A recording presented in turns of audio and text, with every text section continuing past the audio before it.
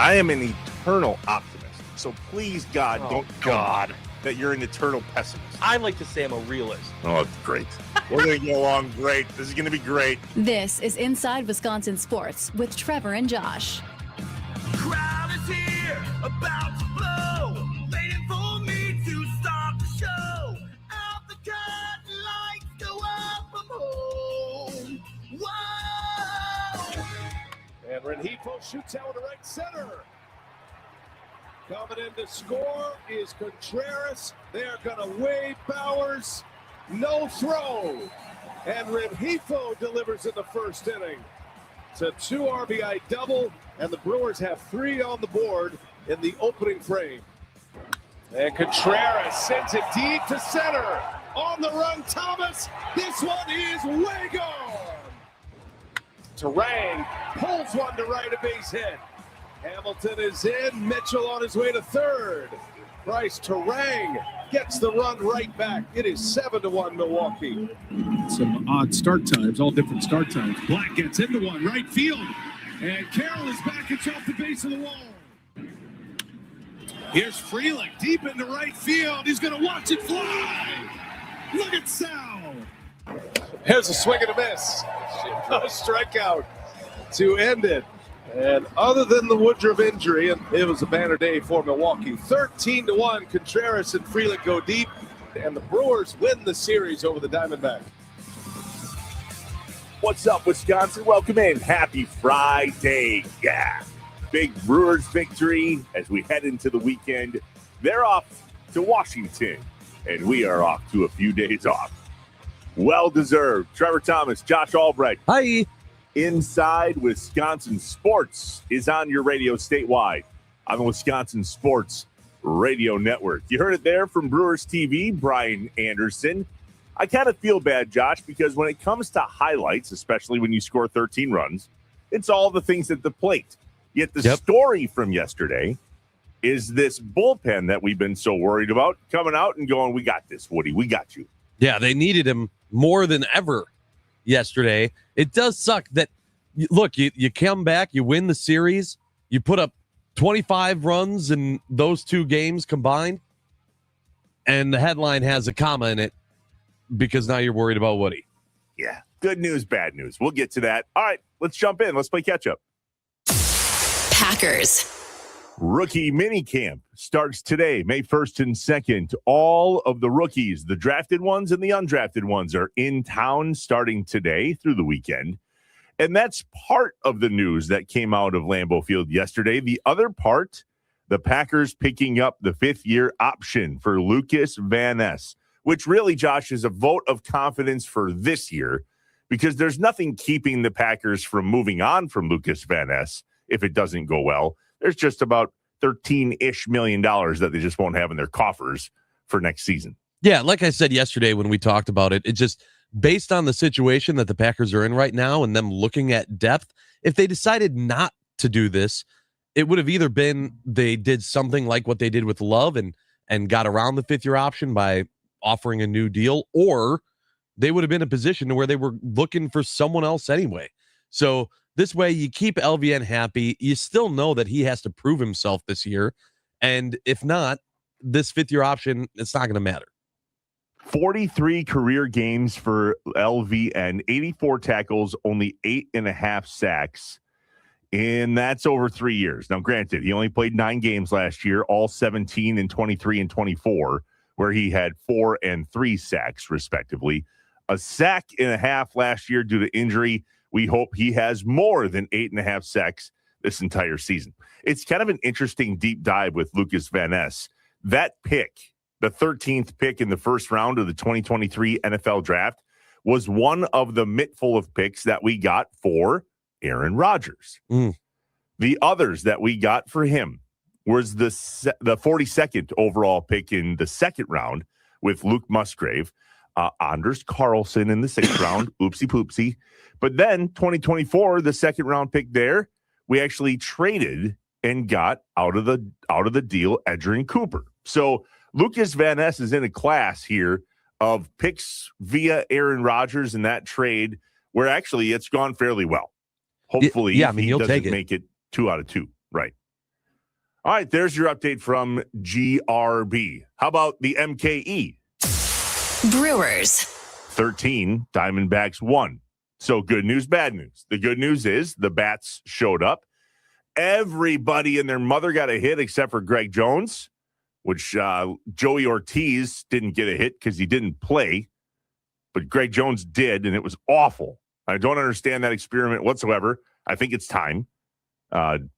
Hold my beer. Let Joey, I don't know. What are we going to do with that position? I guess it doesn't matter when you score 13 runs.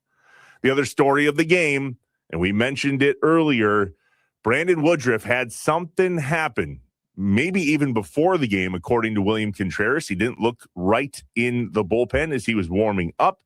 And then in the second, well, they went and paid Woody a visit. Now Pat Murphy and Chris Hook and Brad Epstein, the athletic trainer, all coming out. Something's just not quite right. So Murph's bringing the whole squad out. And Murph or Woodruff, I should say, trying to gut through this concerning the velocity way down for Brandon Woodruff.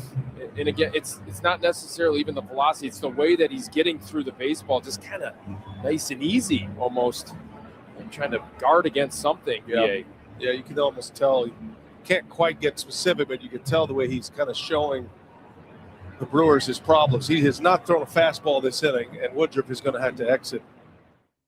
I was on the phone with Sparky yesterday afternoon, Josh, when all that was going down. He goes, "Oh my God, did you see the Woody news?" And I was like, "No, I did not," because I was driving and in meetings. No, what happened? You just hear it and you go, "Oh, please, come on." It's a double whammy because obviously as a Brewer fan, it sucks, but also, man, do you feel for Woody? Like this guy, like obviously the Brewers took a chance, right? They paid him. They went, all right, he's back. And now something like this happens, and does your brain not like go through the file folder of all the things we saw prior to the season? Remember at camp when we thought Woody was fine and then he wasn't fine? And it was, wait a minute, is something wrong? I thought he was okay. They thought he was going to have to go on a rehab assignment for some reason. Right. And then it was, no, he's going to be fine. He doesn't want to do rehab, but it's just going to be, we're going to start him slow. We're going to start him slow, but he's not going to be our opening day starter, but he's going to be there. Okay. All right. We just kind of threw our hands up like, I don't know, but this could be worse. So we'll take it. Now it looks like it's worse. The scariest part for me with this is that they don't even know. Like, he didn't feel pain. It was just what he said, a dead arm. I was just, rough. Feel terrible for the guy. Here's Murph after the game. My arm's dead. Nothing's coming out. I think we just have to be really cautious here. We're going to get him checked out. We're going to get him tested. We're going to get him everything he needs just in case with his history. But we've seen it where he came down, his velocity's down early, and then it climbs. We were waiting to see in the second inning if it climbed, but it was down as low as it's ever been. And then, we think maybe some rest, he can build back up, and that'll, people go through stuff like this. Hopefully, he's solid and there's no injury there. That would be awful. But I think he'll be down for a while. I'm not going to say right now before any of these tests get done or that type of thing, but it seems like something he's going to be able to work through. It's 2026. Yeah. Listen to the things that Woody has gone through since 2019. Oh, boy. It's crazy. It's crazy. Left oblique strain, stomach ailment, right ankle sprain, right shoulder inflammation. It continues. The right shoulder again, and the anterior capsule surgery that he went through. Then he had shoulder surgery recovery in the 2024 season. Right ankle tendonitis in May of 25. 4 more. Right elbow contusion, June of 25. Return from shoulder surgery in July of 25. Right lat strain in September of 25. And now the idea that there is a dead arm concern and this velocity dip. The velocity dip was wild yesterday, Josh. They put up a graphic during the Brewers game that showed what his velocity is with the pitches he was throwing and what it was. His four-seam fastball velocity is roughly 93-ish miles an hour. Yesterday, 85. Yep. Four-seam max velo in the mid-90s. Yesterday, 87. And a first pitch for him, although this year lower, and then he kind of ramps up, has been well into the 90s. His first pitch yesterday was 84.2 miles per hour. And I think that's what's important to focus on, too, because you said that was his first pitch. So this wasn't something like he was coming out with that same velocity that you would expect, and then something happened. It was from the word go. So I don't know. Like, that's what got me of, okay, so clearly during warm-ups or something, he had to know that something was going on and just decided, I'm going to try to push through this. I don't know that was the best decision either. If you're Woody and you know that laundry list that you just read of things that have happened to you, are you really in a position where you should just go, it's probably fine, I'm just going to push through it? Well, Wilson Contreras said during the post-game interviews yesterday that he noticed Woody wasn't himself before the game. And then obviously Murph, with all the injuries, he's been through a lot, dead arm. But if you're Woody, and listen, specimen of athleticism over here. That's what everyone says. Yep. When I blew out my Achilles, you get the yips, bud. You just do. Sure. You don't come back from major injuries as just a dad off the couch, let alone a professional athlete. It's just a different ball game. So I wonder, and I hate to say this, there's two things that could be at play here. Outside of maybe an injury that he didn't feel and he doesn't know about, and you want to talk about let us pray. But on the same token, there's two other things. Number one, he may just not have it. His body may just not be able to recover anymore. And that is what it is. These things happen. You only get one set of this time around the sun. The other thing, and this is real, he might have the yips. He might be afraid to give her all he's got, Captain, because he's been hurt so many times, and therefore he can't mentally get over needing to give it everything he has. The only reason why I think it's not that is because this wasn't like his first outing back. Like, his velocity's been an issue all year. Yeah, but it's not like this. Like, that's the thing. Like, if you have the yips, like, he was hitting 92, 93 this season. He's gone. He's had great outings.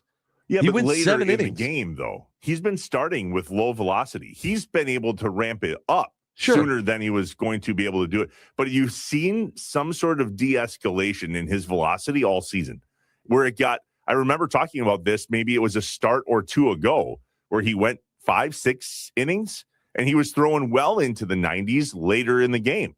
So his arm just needs to warm up. But there was something with his delivery. I mean, Vinny Rotino was talking about noticing things. Yep. BA noticed it. You could tell that Murph and the crew were talking about it in the dugout real early. It's just like, oh, man. I really hope that we don't get bad news out of whatever it is. But listen, at the end of the day, they have plans. There's plenty of guys. Hashtag depth. Was it not Yeah. all about depth for reasons just like this? We saw it yesterday. What a beautiful surprise Shane Drohan is. Came in and threw 60 pitches yesterday, 4 innings. Had no plan of pitching whatsoever. Gave up 5 hits, only 1 run, no walks, 4 strikeouts.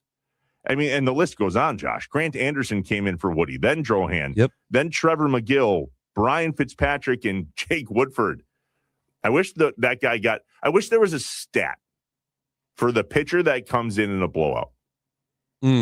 Like, they deserve some sort of credit for being that guy. Yeah. Nobody wants it. Sure.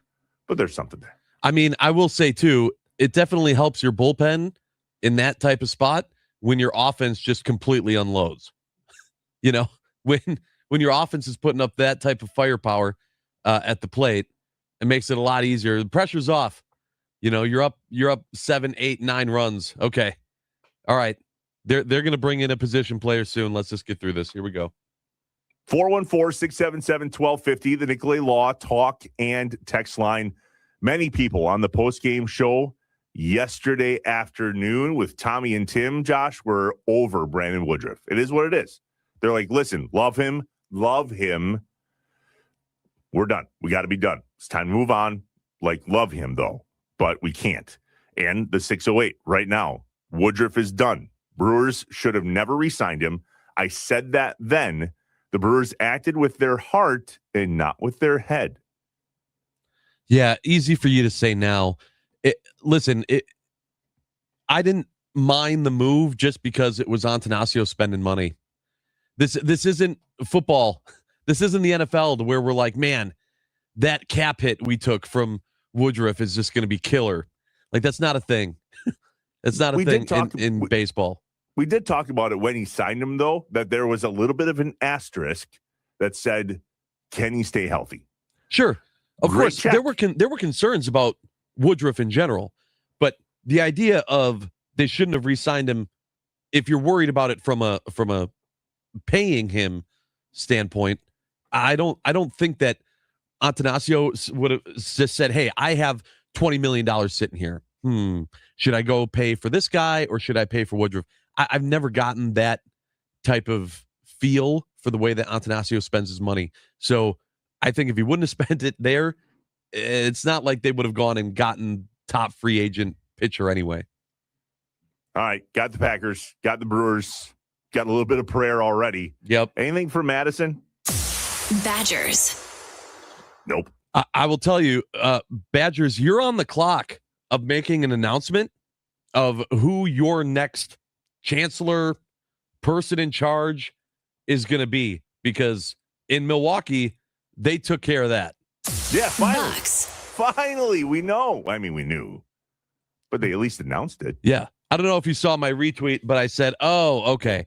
The reason why they didn't announce it is because the social media manager / graphic designer was on vacation and they didn't have the graphic ready to go, so they couldn't make it official. The person straight out of college that runs the social media account came back and they went, hurry up, we got to make this coaching announcement. Let's go. Nobody knows how to run Canva over there. Barely Just put out. AI can make one. I promise. They've done it. All right, so the release came out yesterday. It's official. Taylor Jenkins is the new Milwaukee Bucks head coach. There were quotes in here from the ownership and John Horst, and Jenkins himself, though, I think gave the best quote, where he said, quote, firsthand, this team is important to the city of Milwaukee. He's excited to get to work. He was previously with the Bucks, remember, under Mike Budenholzer in 18-19 when the Bucks went 60-22. Amongst success, by the way, with Memphis and other places. But this is a guy that gets Milwaukee. And anytime, Josh, we get to connect the city of Milwaukee and the state of Wisconsin with those that actually get it based on the situation. We talk all the time that Milwaukee's a small market and all the things. You know what I didn't see, though, Josh, and it's a concern, anything from Giannis. Yeah, but that could also be, as it maybe should be, Giannis staying out of the way and not making it about him. But it's very much cake and eat it too mentality. Sure, we but want Giannis to tell us everything's okay. We want him to talk. We mentioned it yesterday that crickets literally lead us to assume instead of get the news direct from them. Maybe they're going through counseling like Giannis said they might. Yeah. But to hear nothing about a new Bucks head coach from the guy who we assume, based on reports, was involved with the hire, I'm not asking for too much. Just give me a little woohoo or something. Yeah, he could have retweeted it with like a muscle emoji or something. Yeah, there could have been like an emoji, something of the sort. I'm not going to lie. I did not care that Giannis didn't put something out. And I honestly feel like at this point, the more that Giannis does in regards to that, the more it's going to be taken this way, that way, or the other. It's a lose-lose. He puts something out, they're going to say something. He doesn't put something out, they're going to say something. Take it or leave it. I will say what I really appreciated, and I only saw this from one source, so per source, but that they announced when his introductory presser was going to be. Mm-hmm. That it's going to be on May 6th. Packers, see how easy it is? You name a coach, and then you name when their presser's going to say the time and date of the presser. Everyone can know. Everyone can mark it on their calendar. It's not hard. You can do it. Gannon, see? That's all. They make the announcement. They tell us when. We line it up. We block out the time. Boom. Done. Not hard. 2 in the afternoon on Wednesday. But why the Milwaukee Art Museum? That was my question. Why not? No, why? Now, why not? Why? I don't know. That's my question. Why not Fiserv? I don't know. You think there's something like special, secretive going on? No, I just don't get it. There, I wonder. I don't think the new, because is it at the? Did you say the art museum? Yeah. Or the I don't know. That's all. Fancy. Just don't get it. I mean, I don't know. Maybe, the lakefront, Milwaukee lakefront is a beautiful place to be when the weather's nice. So maybe he was like, let's just have a different background, different backdrop. All right. Anything else? Anything else? I have questions this morning per kind of the Badgers, right? Like when we think about our favorite in-game pieces during Wisconsin sporting events, not just the Badgers, although I think the Badgers in-game piece will probably get the most votes. But what is it that happens in our sporting events here in Wisconsin that brings the most joy? Like, let's think about this. Bernie going down the slide when the Brewers hit a home run, or jump around is a good one at Camp Randall Stadium. Bang on the drum. You get it. 414-677-1250, the Nicolay Law talk and text line. I have questions is next, and that's the question. What is your favorite in-game something during a Wisconsin sporting event here in America's Dairyland? And if you have other questions too, great news. We have answers. Oh, okay, good. I was worried we didn't today, but we do. Almost always right. Yeah. Sometimes. If we're ever wrong, it's AI's fault. Let's just go there right away. Right. That's hey, we can make a graphic. Okay. With AI. 414-677-1250, the Nicolay Law talk and text line. What are your questions and what are your favorite moments in Wisconsin sports in regard to fan interaction? We're live from the Wisconsin Sports Radio Network studios, powered by the Potawatomi Sportsbook, inside Wisconsin sports with Trevor and Josh. Good morning.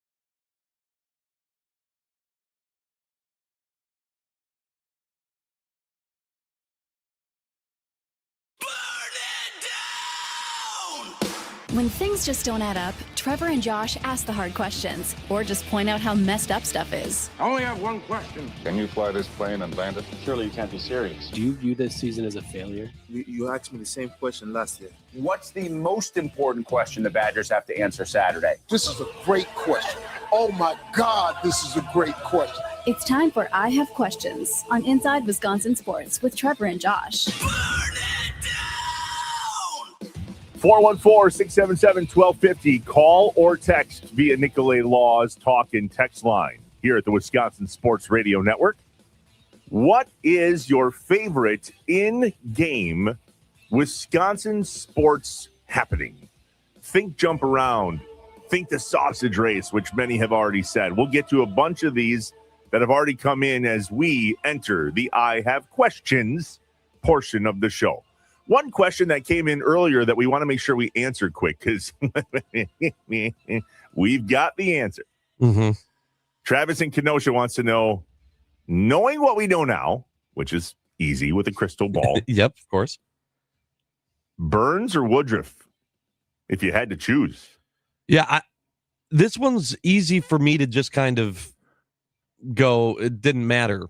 I feel like the relationship with Burns was damaged too much at that point, and he was going to get a whole lot of money, and the Brewers weren't going to be able to keep him here the same way that they would have paid Woody. I think we all kind of figured that paying Woody was going to be less than what it was going to cost to keep Burns. And I don't think Burns wanted to be here. So I don't think it's as much both wanted to be here and we chose the wrong one. I think it's if we would have known this, maybe if they had that crystal ball, maybe the organization just says we're moving on from both. But I don't think it would have been that they kept one over the other being Burns in that case. Well, it's the Brewers or the Packers or the Badgers. We see how important clubhouse guys are. Woody is a Brewer, a clubhouse guy, a leader, a veteran, somebody that gets it here in Milwaukee and has pitched pretty damn well. He's just dealt with a lot of injury. But even this year, look what he did yesterday. He got out of the first inning with never even coming close to 90 miles an hour with no hits. Right. Faced 4 batters, got 3 outs. That's okay. Yeah, right. They just wanted to make sure he was going to be okay because he did not look okay based on velocity. Yeah, they could tell something was wrong. Not necessarily, like Woodruff all of a sudden couldn't be a pitcher. It's an injury. It's the injury bug, man. 414-677-1250, the Nicolay Law talk and text line. What is your favorite moments in Wisconsin sports? Like, what is the moment that happens during the game that you look forward to, whether it's Packers, Brewers, Badgers, Bucks, Badgers, hockey has already popped up. What's your favorite moment? The one that's gotten the most votes so far, by far, is a favorite of mine, probably a favorite of yours. I've won some decent money making stupid bets on this very thing. All right, fans, time now for the Johnsonville Famous Racing Sausage Race. Wearing number 1, it's the Johnsonville Bratwurst. Number 2, it's the Johnsonville Polish Sausage. Number 3, it's the Johnsonville Italian Sausage. That's my guy. Number 4, the Johnsonville Hot Dog. And number 5, it's the Johnsonville Chorizo. Who took a major digger the other day. He did. Did you see that? Yeah, he did. Go. There's a number of people that have already come in on the Nicolay Law talk and text line. 414 says, my 9-year-old and 6-year-old boys love the sausage race during the Brewer games. The 262 says Brewer sausage race. I mean, a number of people here all about the sausage race, the one that we found from an audio perspective. Chorizo gets the win. Can I just say that I love the sausage race so much that I will defend it. Like, I will talk to other friends that live in other parts of the country and they have their gimmicks, and they have like in Washington, they DC, they have the racing presidents or whatever, and I'll immediately like cut them off to be like, which they stole from the Milwaukee Brewers with the racing sausages. Okay, continue. And then like someone else has like the hoagies, or I don't know. There's like another one, and I'm like, the Nationals have one. Right. The racing presidents. That's what I The said. presidents. Yeah. Yeah. I said that. But that was directly ripped off. I know you said it was ripped off, and you mentioned that people rip it off, but there's so many that have come afterwards that make no sense. Like there's the sprinter guy. Oh yeah, the Flash. Yeah. Every time there's a race. Well, those are race. but those are at least different gimmicks. Like having mascots race against each other. It's like, okay, yep, that was the sausage race. Like you took that from the Brewers, and I don't know why. Like even if they admit, like, yeah, we did. Like I still get like so angry. I'm like, but that was ours. That's ours. You stay away. Get really defensive. Also, do you always go with the same sausage? Do you always? Yep. Always. No. I literally never, and I really rarely use that word. That's my guy. Number 3. Italian. Always. I can't tell you how many times that's been right. I don't get it. I don't understand why. I don't know that I've been to a Brewers game and seen anybody but him or number 1's the brat. Hot dog? Brat? Okay. Yeah, number 1's brat. Oh, you act like I don't know them off the. I don't have brat 1, Polish 2, Italian 3, hot dog 4, chorizo 5. I got nothing. Wow. I can't do that. No. What? Buddy, I get to like maybe 2 Brewers games a year. Oh, we got to get you down here more. I will say I don't. Gas prices say let's get to Milwaukee as often as we can. Yeah, darn right. I will say I don't always choose the same sausage. A lot of times I like to I look at the legs. Are they wearing jeans? Then I'm not taking that sausage. What kind of shoes they got on? You know, that helps. Especially if there's some money on the line. The 414 says Wayne's dagger call, a favorite moment for me. That's a great one. Mike and Hubertus. That's awesome. My favorite moment from the 920 is usually hearing the song that the Packers band back in the good old days played at Lambeau Field. We'll have to look that one up and share with you later on. We have some from other Badgers events, like Jump Around is a big one. Yep. But so too is at Badgers hockey games when they chant Civ. Do you know about that, Josh? Yeah, we do it at the Milwaukee Admirals games too. Yeah. Well, that Civ, was definitely that was stolen from the Civ. Badgers for sure. 100%. Did the Badgers steal that from someone? I feel like that's a relatively like that's been my dad taught me that when I went to Admirals games when I was like I'm 6. I'm telling you, it's something completely different at a Badgers hockey game. That the way they do the Civ piece is the greatest thing I've ever seen. Amazing. All in unison with lights, and it's just fantastic. Such a fun deal. I think my favorite is Roll Out the Barrel. Yeah. At the Brewer game. But I will tell you, I loved it a lot more back in the day when they do it twice. You remember that? Yeah. They used to do it twice. They say one more time, and then you'd run it back. Now it's just the once. At some point they did one time. At some point they said, "Nah, we can just do it once." Boo. Hashtag advertising. Boo. I want it twice. Hashtag advertising. Got to get to more marketing stuff. Yeah, Pay the bills. What about this from Lambeau Field? Every single Packers game I go to, I look forward to this commercial playing over the PA.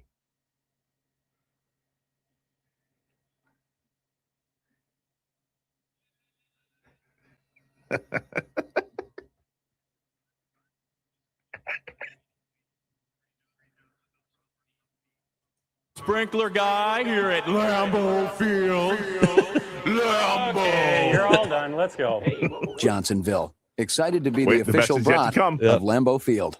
Thank you, Lambeau. Come on. That's great. Yeah, I mean, come on. If you haven't at some point after having 2, 3 of them gone la la la la la Lambeau, you're lying to yourself. Thank you, Lambeau. Yep, That's that's great. There's The so other many one- good things. Well, Packers, I mean, when every time they score a touchdown, Todd Rundgren goes, hold my beer. Yeah, of course. The 414 on the Nicolay Law talking text line, 414-677-1250. My favorite part of a Wisconsin sporting event, watching Doug Gottlieb break a clipboard. You don't get to see Mine that. too. You don't get to see that often this season. Then BS. I got to be honest. I don't think I would have known about the one broken clipboard that happened had I not been sitting on the Green Bay bench with Shannon from Security Lipke Roofing. I don't think I would have ever known. Do you think there's a chance that he broke another one and just hid it from you? I would like him to be seen as an honest Abe. And yes, I do. Okay. Now, did he hide it on purpose? Doubtful, because it's probably not been in his head. But his reaction in front of me when the manager handed him a clipboard for the game, they clearly have a process. Right before the pregame huddle to draw up the first play, bam, clipboard, coach. And he goes, not that one. Where's my other one? To which the manager says, Doug, it's got a huge crack all the way down the middle. It's broken. And he looked at me, and he looked at the manager, and he looked at me, and he goes, don't tell him that. So now I have questions. Something's going on. Here's one more question from the 920. Why did the Packers extend Lucas Van Ness? Does he have something on Goody? No, I mean, Lucas has shown spots of greatness. Not many. Yeah. Good special teams player, too, by the way. But at the end of the day, there's no better option. That's exactly it. I get the frustration. It's not as much about LVN as it is the Packers situation. I think it's both. I think they would have.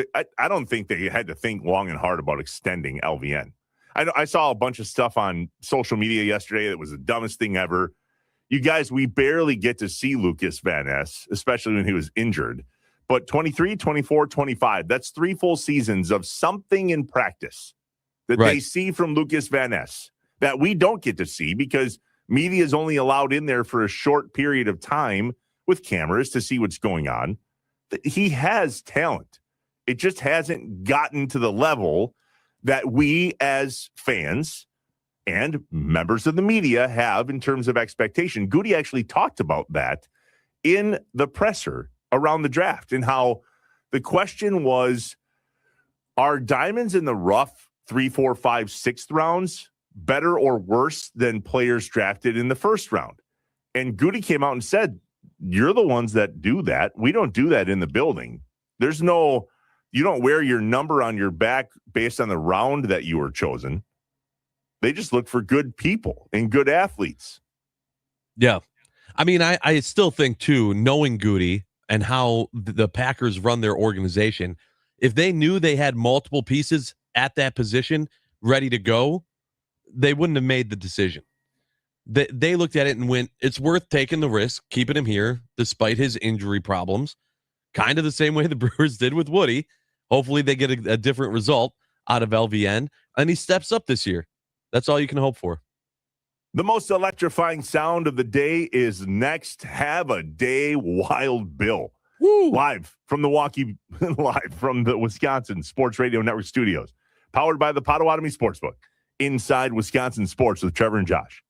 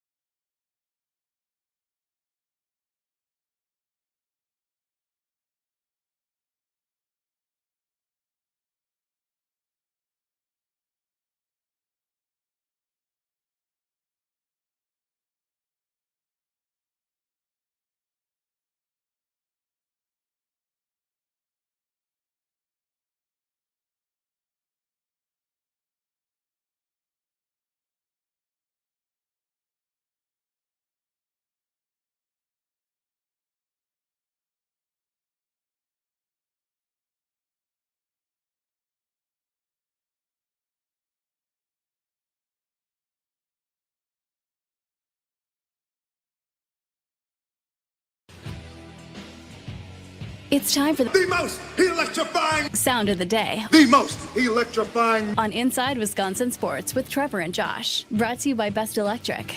Learn more at bestelect.com. Don't stress. Connect with the best. And Contreras sends it deep to center.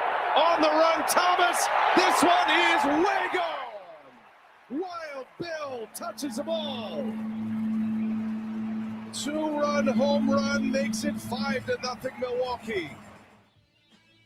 And that homer from Wild Bill, call courtesy of BA and Brewers TV, is the most electrifying sound of the day, brought to you by our friends at Best Electric. Remember, no job is too big or too small for Best Electric. Don't stress, connect with the best. Call them today or visit bestelect.com. Trevor, you know, when you see that day that Contreras had yesterday, it had me think about, like, you remember that when we were having the conversation about, hey, are we going to try to hold on to Contreras? We're going to make sure that Contreras stays a Brewer. That whole storyline, narrative, idea went out the window pretty fast at the start of the season, huh? He's having a year. And he's been a little streaky, but when you play a game like yesterday, that makes some checks move around and go, oh, we got to find some money. Damn it, we paid Woodruff $20 million. You know, he can't pitch. Okay. I hate that. I know. William Contreras, 4 for 4 yesterday. 4 RBI, 3 runs scored, 1 home run, only 1 walk, no strikeouts. He was a triple away from the cycle. That was really fun to watch. Yeah, not a bad day. Not a bad day. Do you notice that as he goes, the team goes? It sure seems like it. That's a big deal. And now I know that, man, the other night, was it 2 or 3 nights ago now? He took one off the middle finger in his left hand. And I was like, oh, God. No. No. Straight out of the office. No.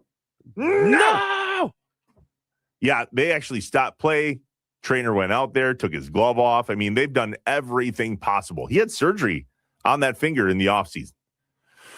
And then he get nailed in the hand off of a foul ball, and he kind of went down. And I'm like, oh, God, please no. Because with all due respect, Gary Sanchez is better at first or DH than he is at catching. Sure. Yeah, I mean, love him at the plate. That's evident. But we also knew that, right? Like everyone said when they brought Gary in, he's here to hit. He's here for his power. He's here to hit dingers. Unfortunately, he's also here to be the backup catcher for William Contreras. Yeah. And Jefferson Guerrero's there. We know that he can come up and be somebody if we need him to be. He's already been up once this year. Yep. Nonetheless, he looks good now. William Contreras, a hell of a night at the plate for the Brewers in a big win, 13-1 over the Diamondbacks. Now we just need to find a way to also win games like 3-1, or we win this series, which is great. The game we lost was the only one we didn't put up 10 plus runs. So yeah, let's try to do both. It's feast or famine at the moment, but there's been a lot of feasting lately, and it's been up and down, left and right? A couple 4-game losing streaks, I believe, second to last or last in the division, and yet a winning record. And no, we're not spoiled, but also like, okay, buckle in, I guess. It's just the way it's going to go. An awesome text here on the Nicolay Law Talking text line, 414-677-1250. The question this morning was, what is your favorite moment during a Wisconsin sporting event? Packers, Brewers, Badgers, Bucks. Maybe something happens in your community at a high school or whatever. The Pink Flamingo is an example, Josh. Before the championship game, one of our Flamingos goes out onto the field, softball field, right? So the entire infield is dirt. And with a baseball bat, in the end of a baseball bat, if you will, they draw a flamingo. Her name is Heather. She draws a flamingo on the field. And then all of us go out there with chalk in plastic cups and we fill in the flamingo. And so now there's this giant flamingo on the field. It's a really cool moment every single year. Jeff from Fox Point got to do the sausage race for his 40th birthday. My friend and my wife talked to another friend who works for the Brewers and asked if I could run the sausage race for my birthday. I didn't know about it. My wife told me to wear comfortable clothes, which would have been clue number 1, Jeff, but I didn't pick up on the whole swimming trunks thing I told you about yesterday, so I get it. He was told during the tailgate that he was going to run the race. Totally nervous because Jeff knows how top-heavy these sausages are. So his buddy and he went down to get the sausages on during the 5th inning. Of course, super stupid hot day in August.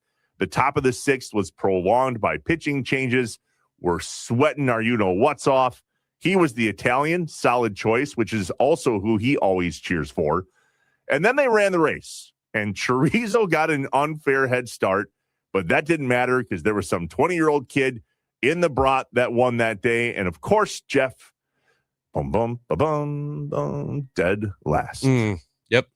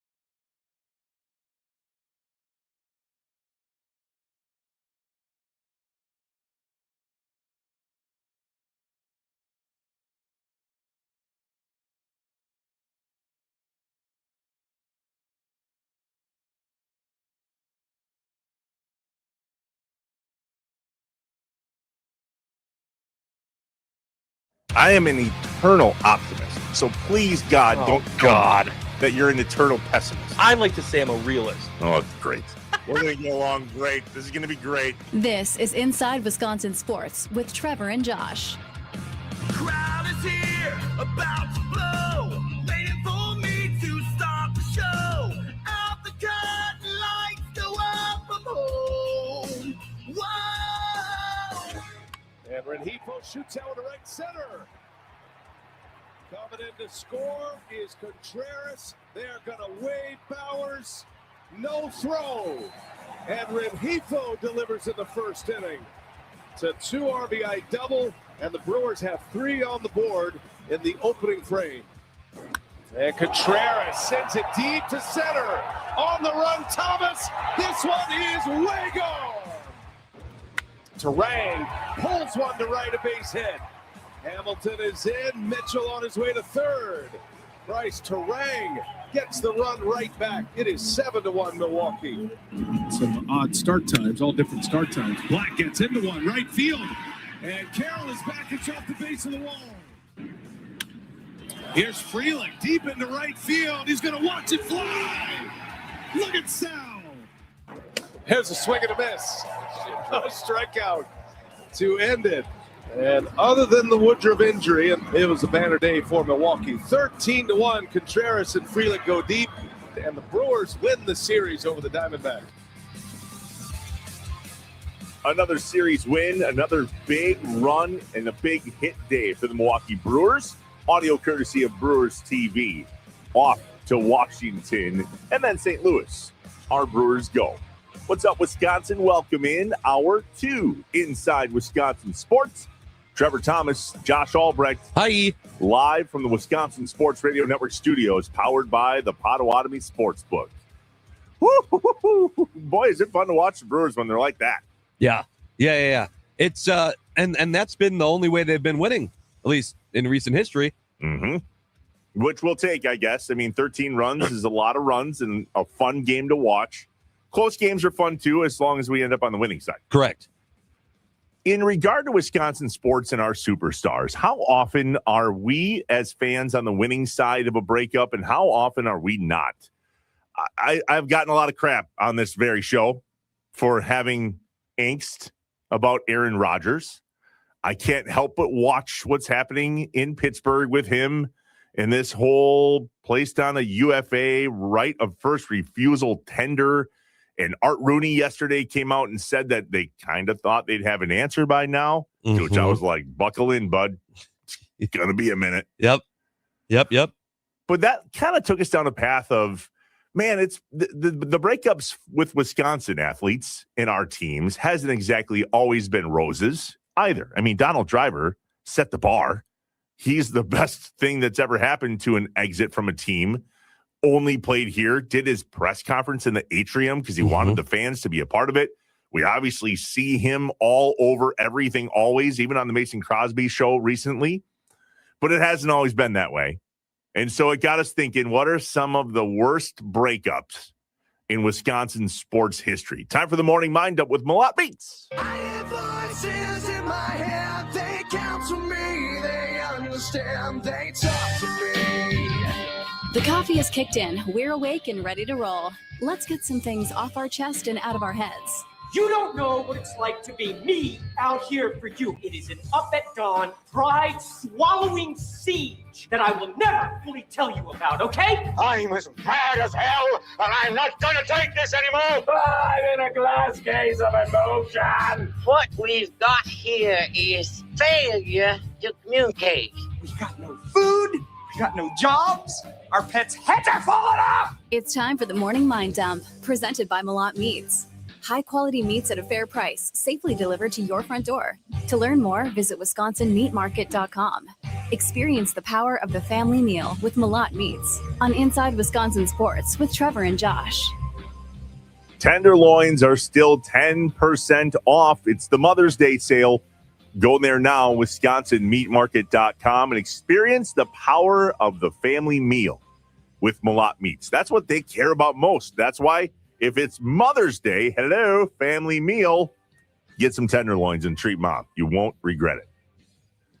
Let's reminisce, shall we, on some of the things that have not gone our way as Wisconsin sports fans in regards to breakups. It's in the news that Aaron Rodgers is estranged with the Pittsburgh Steelers right now. We obviously watch and see what's going on with Giannis and can only go, geez, oh God, oh crap, oh no, here we go again. But what have some of the worst ones been? 414-677-1250, the Nicolay Law talk and text line, as we get all the things, whether it's this or something else, out of your head and off your chest so you don't carry it into the weekend with you. Josh, what is one of the first ones that comes to mind for you in regards to a bad breakup? Yeah, so this was a tough one for me because to me it's when, especially when it comes to sports, it's only if I didn't want the breakup to happen, right? So sometimes there are bad sports breakups, but I'm okay with it because I go, it was time to move on. It's the emotional ones that are hard for me. And the one that always stuck out was Aaron Jones. Aaron Jones just was such a Packer. Like, fans loved him. I loved him. And it felt to me like the Packers made a business decision, but Aaron Jones didn't see it that way, right? He was emotional about it. And then he wanted to stick it to the Packers, and he takes the deal in Minnesota. And that sucked. If he goes anywhere else, well, I guess besides maybe Chicago, but even if he ends up in like Detroit, I'm going like, man, I hope he kills it. It was just the fact that he went there, and I went, oh, he was hurt. He was definitely hurt by that, and I didn't like that breakup. That's the one that always sticks out to me. That's so funny about the Vikings and the Bears in Detroit, right? Don't go to the Vikings. Don't go to Chicago. Detroit's fine. Yeah, if you're going to go to Detroit. All right. You do you. Go ahead. I guess. The hardest part about that one was that the Packers fully expected to have him back. Like, that was the way it was going. The trend was there. They were working on the money. Yep. And then Josh Jacobs fell in their lap for literally the same amount of money that they originally signed Aaron Jones to 4 years prior when Jones signed his deal. And I also think Goody's got a little bit of a magic 8-ball when it comes to injury-prone Packers. He's gotten that right. You can argue all the other things, whatever you want. But in regard to moving on from the Packers at the right time in their career based on injury, he got that one right. Aaron Jones was literally injured that very next year, and Josh Jacobs was not. 414-677-1250, the Nicolay Law talk and text line. How do you feel about Craig Counsell? I mean, in terms of breakup. Now, here's the weird part. His contract had expired. There was maybe an offer on the table from the Brewers, but it wasn't what he wanted. And to your point, Josh, he could have gone anywhere else. Yeah. And we would have never considered it a breakup. Well, ever. Correct. Right. Because that's the thing about these is it's the emotional side of it. We were all ready for him to take more money and go somewhere else. And there were plenty of teams that didn't have managers at the time. And so we were like, okay, he's making a decision which of these places that doesn't have managers is going to go. And then it was announced Chicago, and they were kicking their guy to the curb to bring him in. And so it was not only are you going to the worst option for Brewers fans, but that wasn't even an option we thought was an option. And so that just made it a million times worse. That's a really good one. That might be the worst breakup, I guess, that I can think of. 32 teams in Major League Baseball. Can you think of any other team that we would have been upset that he went to? I mean, literally any other team. Cardinals, maybe. But would you? I really hate the Cardinals. I don't like them either. I told you, hell in one day was when I was in St. Louis with the Cardinals and the Cubs, and it's all the jerseys I saw, and I'm like, oh my God. Yeah, that is hell. Yeah. But okay, so that one would have stung a little maybe, but not gotten the hatred, the vitriol that came with him going to the Cubs. Right. There's literally no other team that he could have went to that I would have been like, we would have played the tribute video, clapped, cheered for him when he came back to Miller Park / AmFam Field. It would have been great. The Cubs? Now you just like, not only did you dump us. Right. Right. And that's what makes it a bad breakup. Right. It's not the fact that they left. Like a few people here on the Nicolay Law fan talking text line 414-677-1250 talking about Prince Fielder. Brewers fans kind of knew, yeah, they're not going to pay him. Prince is going to go get paid. And I don't think that there was ill intent. I think that was just both sides recognizing this is business. There was never any hatred. He ended up going to Detroit, right? And then he ended up from there going to the Rangers. Either way, neither a team that he was going to have to come back and be booed for. That wasn't a bad breakup. On the burn-bridged level, it's a 3 out of 10. Painful, but understandable. He signed a 9-year, $214 million deal with the Tigers when he left. The problem was we were onto something, and it was going really well. And then, let's take the money, because is that a breakup? Or is it just like, all right, guys, hey, listen, we had a great relationship in high school. I love you. We've been together 3 years. Just, we met when we were sophomores. We're going to college. 16. Right. We're off to college now. And I don't think it's going to work. That's what the breakup was like with Prince Fielder. Yeah, I just think that some breakups are about business. And sometimes you can tell it's just the bad ones are always when there's emotion involved. When something else happens to where you either were like a super fan favorite and they thought you were going to stay, there was a chance you were going to stay, or something was said. Because like you can also talk about, some of the guys that weren't these all-stars that have played in Wisconsin, but have had bad attitudes, have gone on record after the fact saying that they didn't like it here. Like think about like Greg Jennings, right? Like Greg Jennings in his time in Green Bay, a lot of highlights, a lot of good highlights. But then when he moves on, the attitude, there was an attitude that came along with it, right? And that's what kind of soured that breakup. Years later, he was still talking about the strained relationships that he had in Green Bay, whether it's McCarthy or Rodgers. Yep. Moving to Minnesota is one thing, but the ongoing commentary is what kept all of us wound up about Greg Jennings. And the problem was some of it was right. Sure. It sucks, but some of it was right. Many people on the Nicolay Law Talking text line talking about Gary Sheffield, Stephen Richfield, others from the 414. That one was hurt because he, too, lit the bridge on fire as he was walking out of town. Ray Allen comes up on my list, not because he burned the bridge, but because the Bucks lit the damn thing on fire themselves. But it's kind of the same thing, right? Like, they traded Ray Allen because they knew they weren't going to re-sign him. They knew that they weren't going to be able to re-sign him. So they traded him. I feel like the thing that most people were frustrated with was what they got in the trade, what they got back for Ray Allen. It felt like we got to get rid of him, so we might as well get something. I don't think fans were necessarily upset about, and started to hate Ray Allen. Well, I think they just hated that Ray Allen was gone. They were led Those to are two different believe. things. They were led to believe that they should hate Ray Allen, though. Do you remember what George Karl said after Ray Allen left town? No. Quote, Ray Allen's nothing but trouble.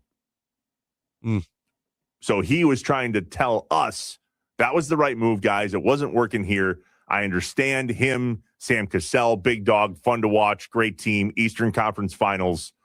But he was nothing but trouble. There's one here from our friend Rice Cake, who has fully embraced the eating of the dry rice cakes. Who said you haven't? I hope it's just a fun nickname and you've given that up. No. When you're texting your name in as Rice Cake, he's still committed. on it. Yeah. Says, unfortunately, we are going through the worst breakup right now with Giannis. I think we all know what this outcome will be and that we can't let go. There's some truth to that is surprising to me, if I'm being completely honest. Ever since the Bucks won the championship, I've had it in my mind, he's going to leave at some point. At some point, things are going to come to an end. Whether it's the team's decision or him being here forever just is so unlikely. And even if he signs this next Supermax, by the way, I still don't think he ends his career here. It's just so hard for a player to do that. That's why we celebrate the Robin Younts and the Donald Drivers as much as we do, because it's rare for a player of that caliber to be with one team their entire career. I was not expecting at this point as many fans to be done with him. and to look at some of these other things and start buying into the national media accounts and everything, be worn down the way that they were, that now I agree. I think at some point that it won't be everyone, but there will be too many fans, in my opinion, who are going to say, yeah, good riddance, I'm done with him, screw that guy, when that day finally comes. Let's hypothetically say that there's going to be a breakup at some point. The national media is one thing, but Giannis has done himself no favors, especially this past year. And so if you were to start collecting all of the bad breakups that we've had in Wisconsin sports, Council, Favre, Jennings, we already mentioned, Aaron Rodgers, that didn't go well at the end. Ray Allen, Prince Fielder, Paul Molitor, somebody even mentioned. We have a history here of bad breakups with our favorite superstar athletes on our teams. Giannis is very much in line right now, whether we want to admit it or not, with somebody like Aaron Rodgers or Brett Favre. Best of the best.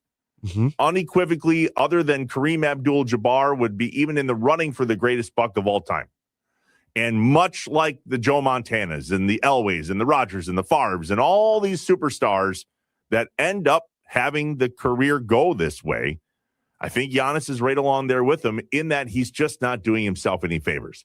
And so if you just simply look at history, especially here in Wisconsin, fans have essentially allowed ourselves to go, whatever, get out of here. We're good. Let's move on. Yeah. Because we don't want to go through it again. And to that person's point, Mr. Rice Cake indeed feels like we're going through it again. I wonder, too, why, I don't think the fans are going to have that opinion with Yelich, but I think it's because Yelich underperformed. Oh, Yelich also isn't doing anything to hurt himself other than get hurt. Sure. But I think that the fan base in general will say, thank you for all you did. And also, you didn't do enough. And so it's kind of just meh. I'm not mad at you. I'm also not that hurt when the time comes. I think that that's another part of it, too, with the breakups with the superstars. A breakup with a superstar hits so much differently than just your average Joe player or even a fan favorite player. That's what I'm saying. So much goes in to how this all goes down. How about Devontae Adams from the 920? Ooh, he wanted to be traded. It didn't sit well. He had a rough start to his pro career. Green Bay was patient with him. And then Adams thought he was leaving to go play with a better quarterback, his college quarterback. Mm-hmm. How'd that go? Yep, not great. Although, Devontae's still playing. The 414, please, boys, please. Mr. Rice Cake is my father. Just Rice Cake. Sorry. My apologies. That was funny. Yeah, that was good. There's one more that made my list that we haven't talked about yet, and it's Josh Hader. Yes, he was traded, but if you really start to connect dots with that whole thing, that was a bad breakup. The Brewers were in first place. Yes, but was that a bad breakup that we hold against the player? 100%. Interesting. See, I think, especially at the time, that fans were more upset with the organization for that breakup. At the time? Not with Josh Hader. Well, but looking now, it's not like, did we learn that Josh Hader was doing something terrible in the locker room? Or yes. Okay. Yes. Go ahead. That's exactly what it was. He just wasn't a good teammate anymore. He had no intentions of pitching the way the Brewers wanted him to pitch. It didn't go well in terms of the arbitration conversations he had. And much like Corbin Burns, you could tell that there was just some, what I call butt hurtness based on the player and the relationship with the program. Yeah. So yeah, Josh didn't do himself. Now, here's the hard part. Every time we talk about players, we always get somebody going, well, geez, Trev, don't be. There are two ways to look at this, the player and the person. Josh Hader went through really bad stuff, really rough stuff in his personal life while he was here in Milwaukee. And from a player perspective, that didn't end well. For the Brewers, think about this, Josh. For the Brewers to make a decision while they're in first place to trade their closer is a reflection on Hader, not the Brewers. But in the moment, all of us, myself included, what are we doing? Yeah. That clearly collapsed that season. But now looking back on it, that was a bad breakup. Yeah, that one wasn't great. I think that there's a lot of these, the way we judge these breakups too, it is different with the Brewers because we look at it coming down to the money. We get frustrated with the organization side of it because we fall in love with the player, and then it's the team that starts treating the player poorly. It's, what did we go through? Who was it? Was it Contreras who wanted like 800,000 more, and they ended up going to arbitration over it, and you're going, come on, like, we want this guy to stay, and you're going to make him feel cheap because you can't pay him this much more. Are you kidding? Like, those type of things, we look back when the breakup happens and we go, yeah, but you remember that moment, and that makes us always side with the player instead of the organization. But at some point, I feel like we also are just used to that. We're used to that side of the relationship being the problem causer. Did Jeff help you with that, Josh? He helped me when we talked to Levering about arbitration and how the Brewers look at $300,000. No. I mean, I understood it before Jeff explained that. No, I'm saying, did he help you? And I'm saying no. I understand what $300,000 means to the Brewers. I'm saying from this perspective, though, and if I want players to stay and want to play in my city for my team, I know that these little things get stuck in their brain and make them go, yeah, this team's never going to pay me what I'm due. And these are still human beings. Like, when those conversations happen, there's no way that they can that doesn't affect them at all. It doesn't go through their brain of, when the opportunity comes, I'm having my agent talk to XYZ teams. And yet, if we look at the history of the Brewers, when they have those conversations and lose those players, it always ends well. So far, anyway.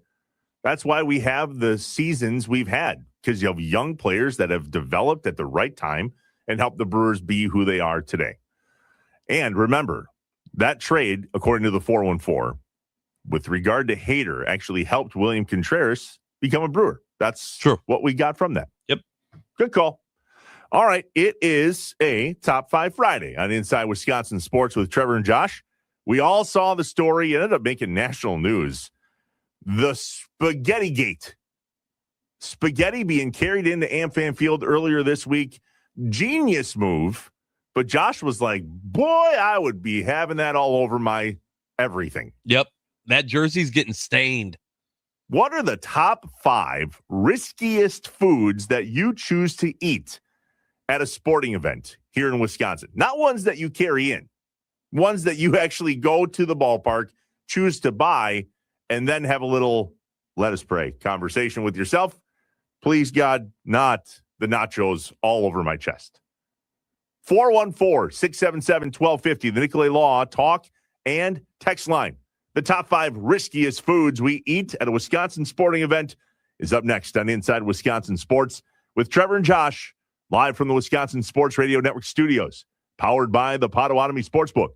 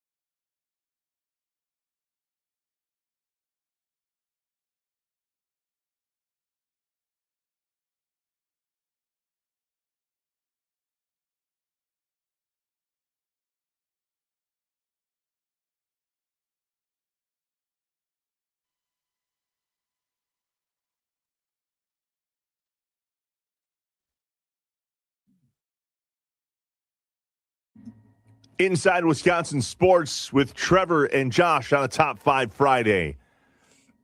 In honor of our friends that we've never met, but boy, do we want to. Those dudes that carried spaghetti into AmFam Field earlier this week, I have two things, some good news, some bad news. First, the good news. The good news is amazing. Like, so jealous I didn't think of that first. Absolutely love everything about what you did. The bad news is I sure as hell hope you didn't ruin it for the rest of us. I think we're going to be okay. It's not going to be them that ruins it.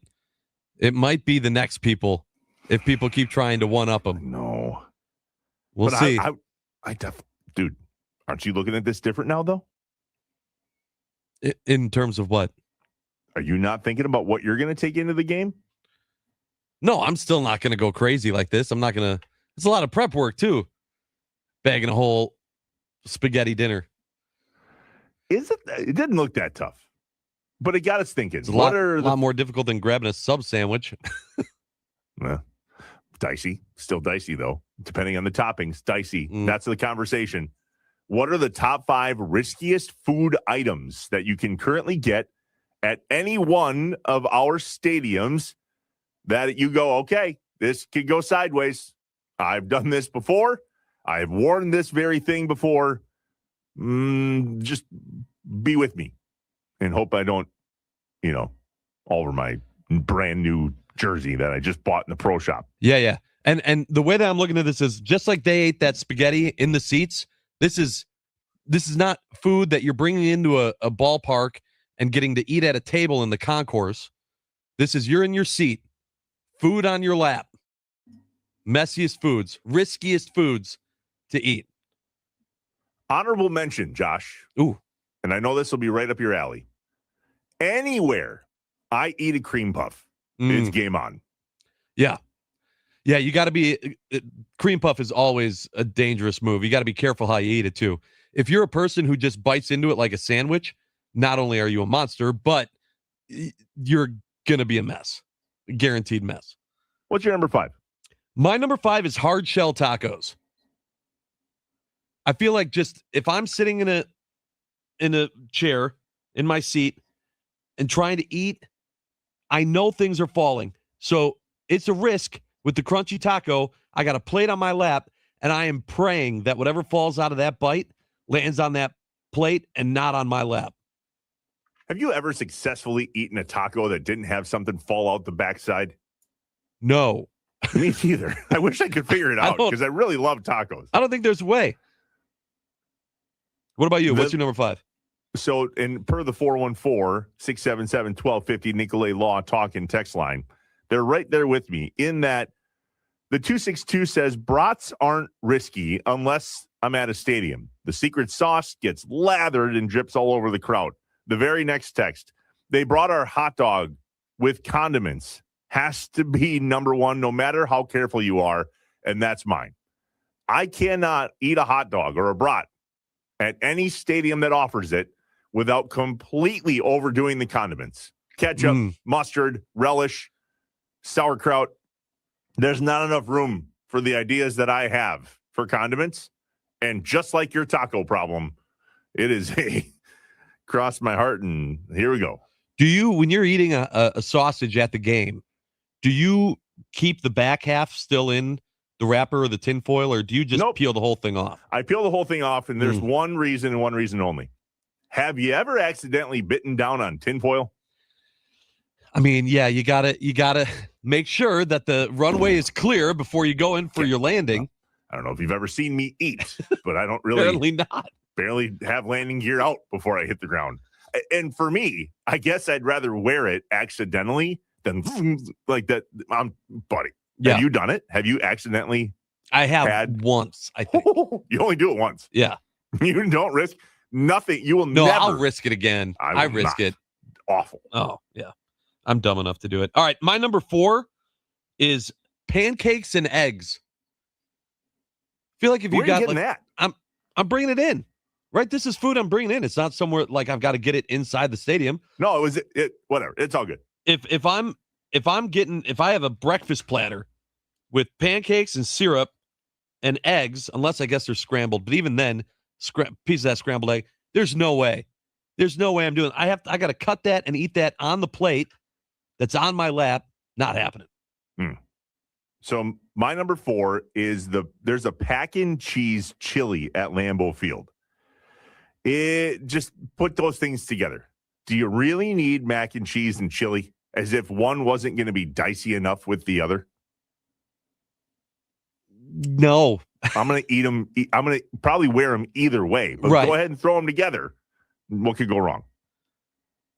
Number 3 for me was wings, like bone-in wings. Are you a sauce or dry rub wing guy? I'm a saucy guy. Sauce them up.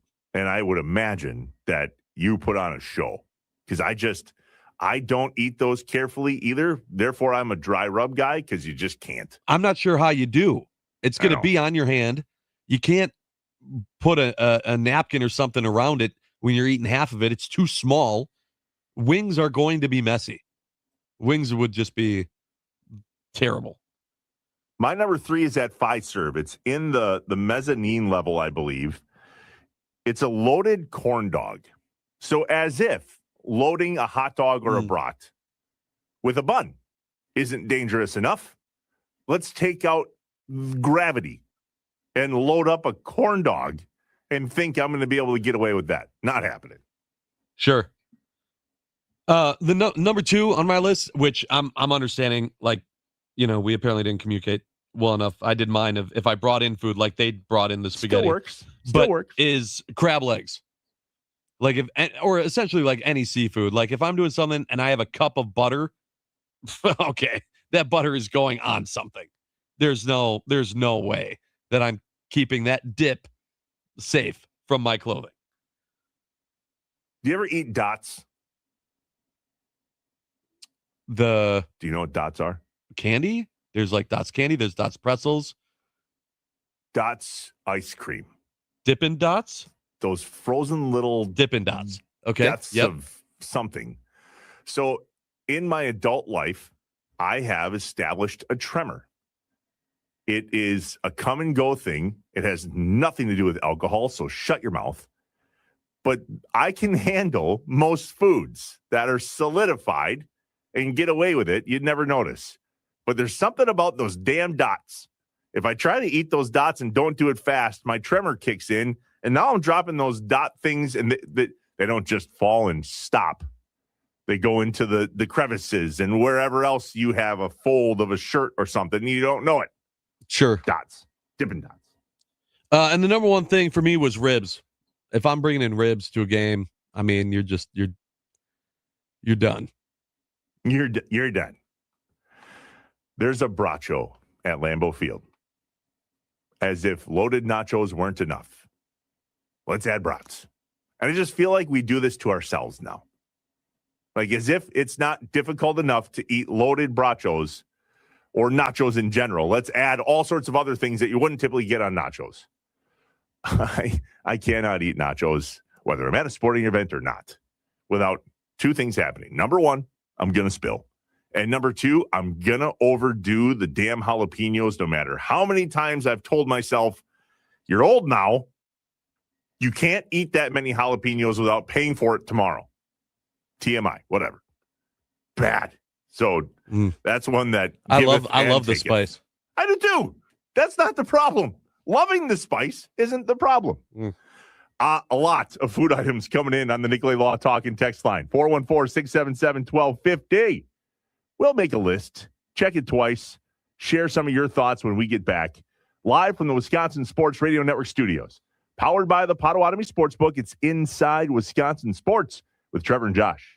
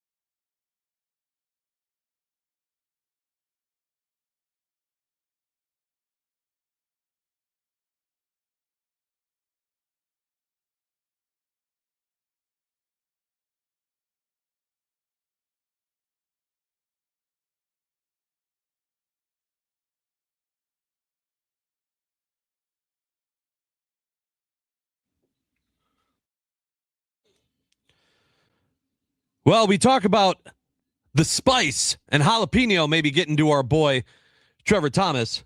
The queen of spice is heating things up at Wendy's with their new items like their jalapeno sausage, egg and cheese biscuit, the jalapeno bacon, egg and cheese biscuit, and even a spicy side twist, jalapeno bacon seasoned potatoes. All available for you for a limited time. So get a bite while you can and spice up your morning at Wendy's. I love everything that you just said. All of it. All the things. Yeah. Doesn't love you. Doesn't love me anymore. Yeah. Bit of a love-hate relationship, apparently. Inside Wisconsin Sports with Trevor and Josh on a Top 5 Friday, discussing the top 5 diciest things that you can eat at a sporting event and not try to wear it for the next 3 hours. And it's always, do you notice that too, Josh? It's always the first thing you get. It's never the, you know what, I got the munchies in the 7th or the 8th. I'm going to go find something. It's always whatever's first. Yeah. Yeah. And it's usually, for me at least, it's usually inside the stadium. Like I can be eating a brat, holding a beer, outside, tailgating, no plate, fine. The second I get into the stadium, whatever I'm eating, all over my clothes. You bring up a good point about the tailgate, though. If it's a bit windy, number one, make sure your tent's secured. Number two, okay, holding that plate can against your chest. Oh, yeah. That's happened. Yeah. I may or may not have a backup shirt on me at all times. You bring a backup shirt? Everywhere I go. There are 2 in my vehicle right now. I mean, if not, you can just buy one inside and throw out the one you're wearing. Stinky. Yeah. Saucy. The 920 says on the Nicolay Law Talk and Text line, 414-677-1250. The chili brought at Lambeau Field.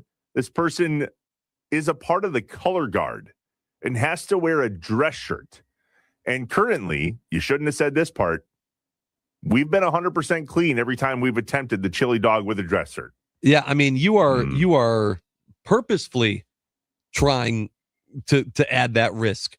You are making things way more difficult. I mean, I'm proud of you. I'm proud of you that hasn't happened yet, but it will happen. It's definitely going to happen. The 920 brings up these whiteout games.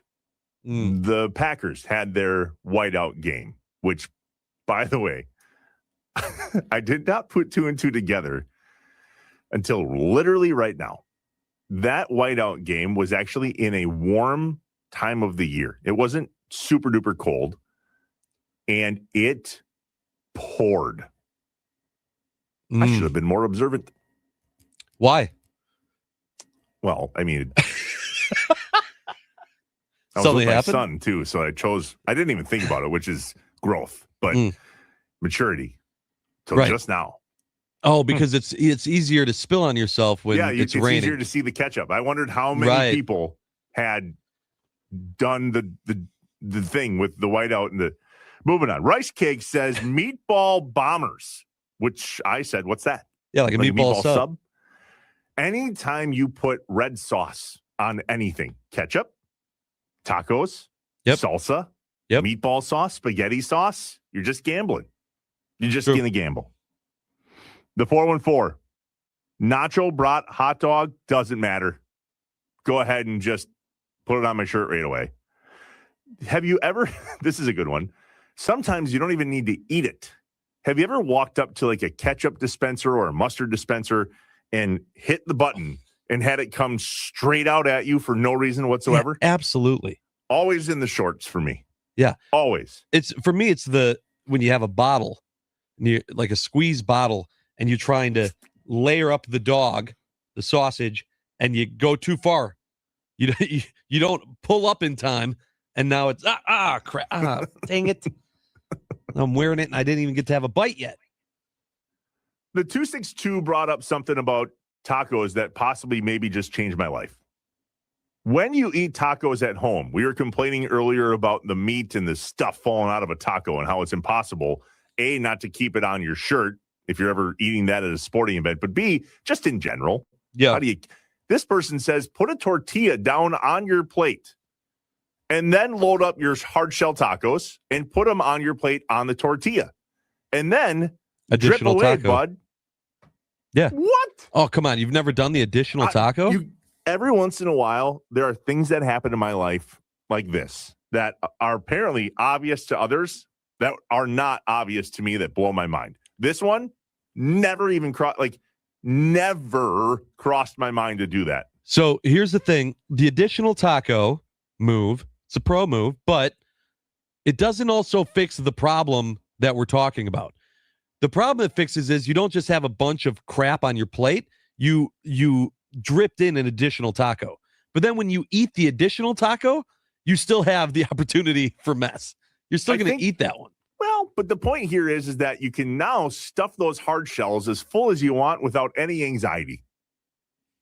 No, I'm still going to worry about it. I'm going to try that maybe this weekend. See that. Okay, speaking of things on your shirt, you know these little creamers that you in your coffee, like they come in that little plastic thing with a peel off top. Yep. Big hands Trevor over here always squeezes those things too hard. And when I go, right on my shirt, right? Yeah. I mean, every time to the point where I'm like holding it away from myself. I'll do better over here. Okay. Years I would have those things spit on my shirt. A buddy of mine, while watching me do it and complain about it, said, "Hey, can I give you just some advice?" He goes, "Sure." Turned it 180 degrees and you open it away from you. What? Whoa. What? Dude, you should have seen my face. I was like, oh my God. But there are numerous simple things in life like that you just don't, like putting a tortilla plate on your plate or tortilla shell on your plate. Or, I don't know, opening the creamer away from you. Who would have thunk? Tiffany brings up a good one. Scotty Tiffany. Josh, have you ever worn a big old bowl of chili? Yes, almost every Friday. There's a very good chance that I do today. I'll tell you, one of the things about chili too is if you've got a beard, the cheese will live in your beard as well. And so then you're always, but I'll tell you, like wearing these shirts, like I've definitely learned, that move that you just pulled where you stretch the arms and then you move your head in and then pull away, just trying to save the shirt as best you can. 4 words have lived in infamy in our house since we started having boys. Eat over your plate. Yeah. Is that too hard? Yeah. I think that sometimes even if I'm eating like a hot dog, like even if I'm standing, like I will turn to the side to try to just assume there's going to be drippage and it's not going to be on me. Suck it in, suck the belly in, stick the neck out and eat. Okay. Got to like retrain ourselves. JB in the 920, we'll respond to that in the break. Our condolences to you, boss. JB's dad passed away yesterday afternoon. Yeah, you bet. All right, when we come back, Tim Allen, the franchise himself, joins us at the top of the hour to talk about the hit or miss, pun intended, Milwaukee Brewers, plus his thoughts on where Woody lands and what's next for him in the rotation and hopefully figuring it out. T's and P's. It's Inside Wisconsin Sports with Trevor and Josh, live from the Wisconsin Sports Radio Network studios, powered by the Potawatomi Sportsbook.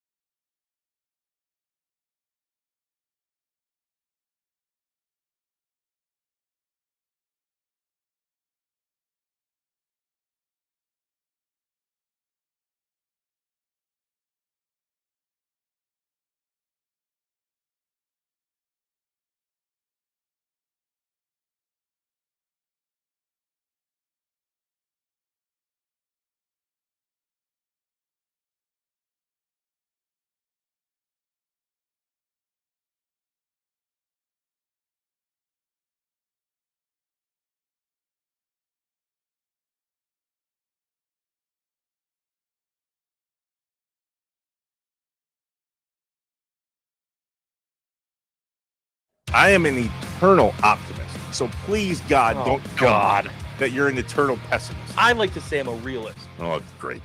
We're going to get along great. This is going to be great. This is Inside Wisconsin Sports with Trevor and Josh. Crowd is here, about to blow, waiting for me to start the show. Out the curtain, lights go up, I'm home. Whoa! And Rengifo shoots out to right center. Coming in to score is Contreras. They're going to wave Bowers. No throw. And Rengifo delivers in the first inning. It's a 2 RBI double, and the Brewers have 3 on the board in the opening frame. And Contreras sends it deep to center. On the run, Thomas. This one is way gone. Terang pulls one to right, a base hit. Hamilton is in. Mitchell on his way to third. Bryce Terang gets the run right back. It is 7-1 Milwaukee. Some odd start times, all different start times. Black gets into one, right field. And Carroll is back. It's off the base of the wall. Here's Freeling deep into right field. He's going to watch it fly. Look at Sal. There's a swing and a miss. A strikeout to end it.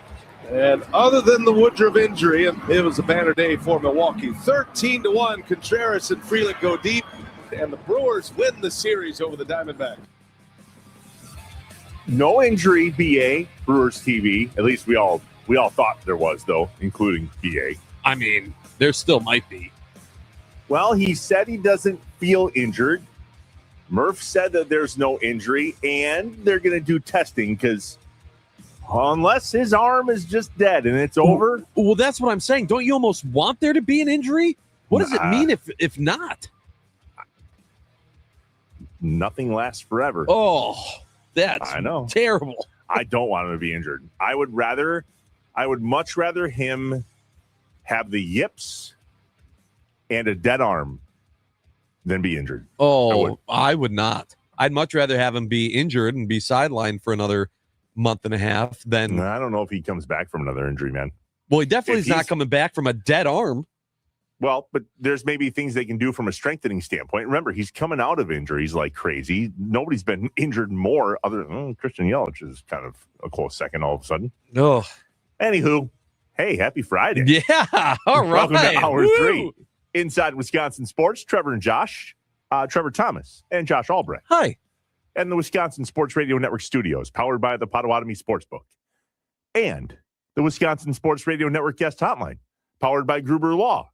One call, that's all. Our guy, Tim Allen, the man, the myth, the legend, the franchise, who, I love it, Timmy, when these dudes call in to your post-game show, which is amazing, as always, and they go at it with you. And boy, do you go at it right back. And yesterday, the hot topic of conversation was, we got to move on from Brandon Woodruff. So where do you stand, bud? How you feeling about this? Well, good morning, fellas. Yeah, I mean, ultimately, isn't that the premise on all injuries? Yeah, I mean, you do have to, keep trooping through and do what you can do. But I think one of the callers yesterday had made the point that it's not that big of a hit to remove Woody. Wait a second here. This is 6 starts in. Look at his numbers. He's a leader on the field. He's a leader off the field. It's a big hit. And when you add it to the inventory of what went on in the month of April, essentially the month of April, I mean, look at it. And we'll count them off on our fingers. Count with me, everybody. Yelich, Vaughn, Churio, Woody, Priester, Koenig, Serpa. That is 7. Oof. Not just 7 injuries. Not just 7 on the injury. This isn't Akil Baddoo, but you could add him there. Well, let's just go with those 7. Those are key pieces to a baseball team. Key pieces to this baseball team. You look up at the standings. You look up at the win-loss total. At 16-14, I would compel anybody to take a look at any other team and take 7 key pieces away. Take 3 of your top 4 hitters out of the lineup. Take 2 of your top 5 rotation guys out of the lineup and take two of your bullpen arms, decent bullpen arms, out of that lineup and see how you guys do. This has been a brutal April in terms of injuries. And again, I'll just stress the point. It's 7 key injuries. This isn't Greg Jones with a hamstring. This isn't Blake Perkins. I wish it was. Yeah, no doubt. No doubt. And not to wish ill will on Jones. Perk, but but one side to look at is that, oh man, 16 and 14. There's strength on the horizon here in a few days with Churio and Vaughn coming back. That's not going to cure everything, but it's sure going to make this baseball team better. So, Timmy, I think you just brought it up there about it being a rough April. I think part of that too, because you're 1,000% right, and the record doesn't necessarily even show it, right? If you take out the moments from those games and you just look at that record, knowing about the injuries, I think you're pretty satisfied. But the way this team has lost, the way they've lost the games, and even I think you talked about it on a few other shows or a post-game show, even some of the wins have been frustrating. What is it about the way that this team has played in the first month that has made it feel like the first month has been 4 months? Well, I think a lot of people will point to the offense because the starting pitching has been dynamite, but the offense, wow.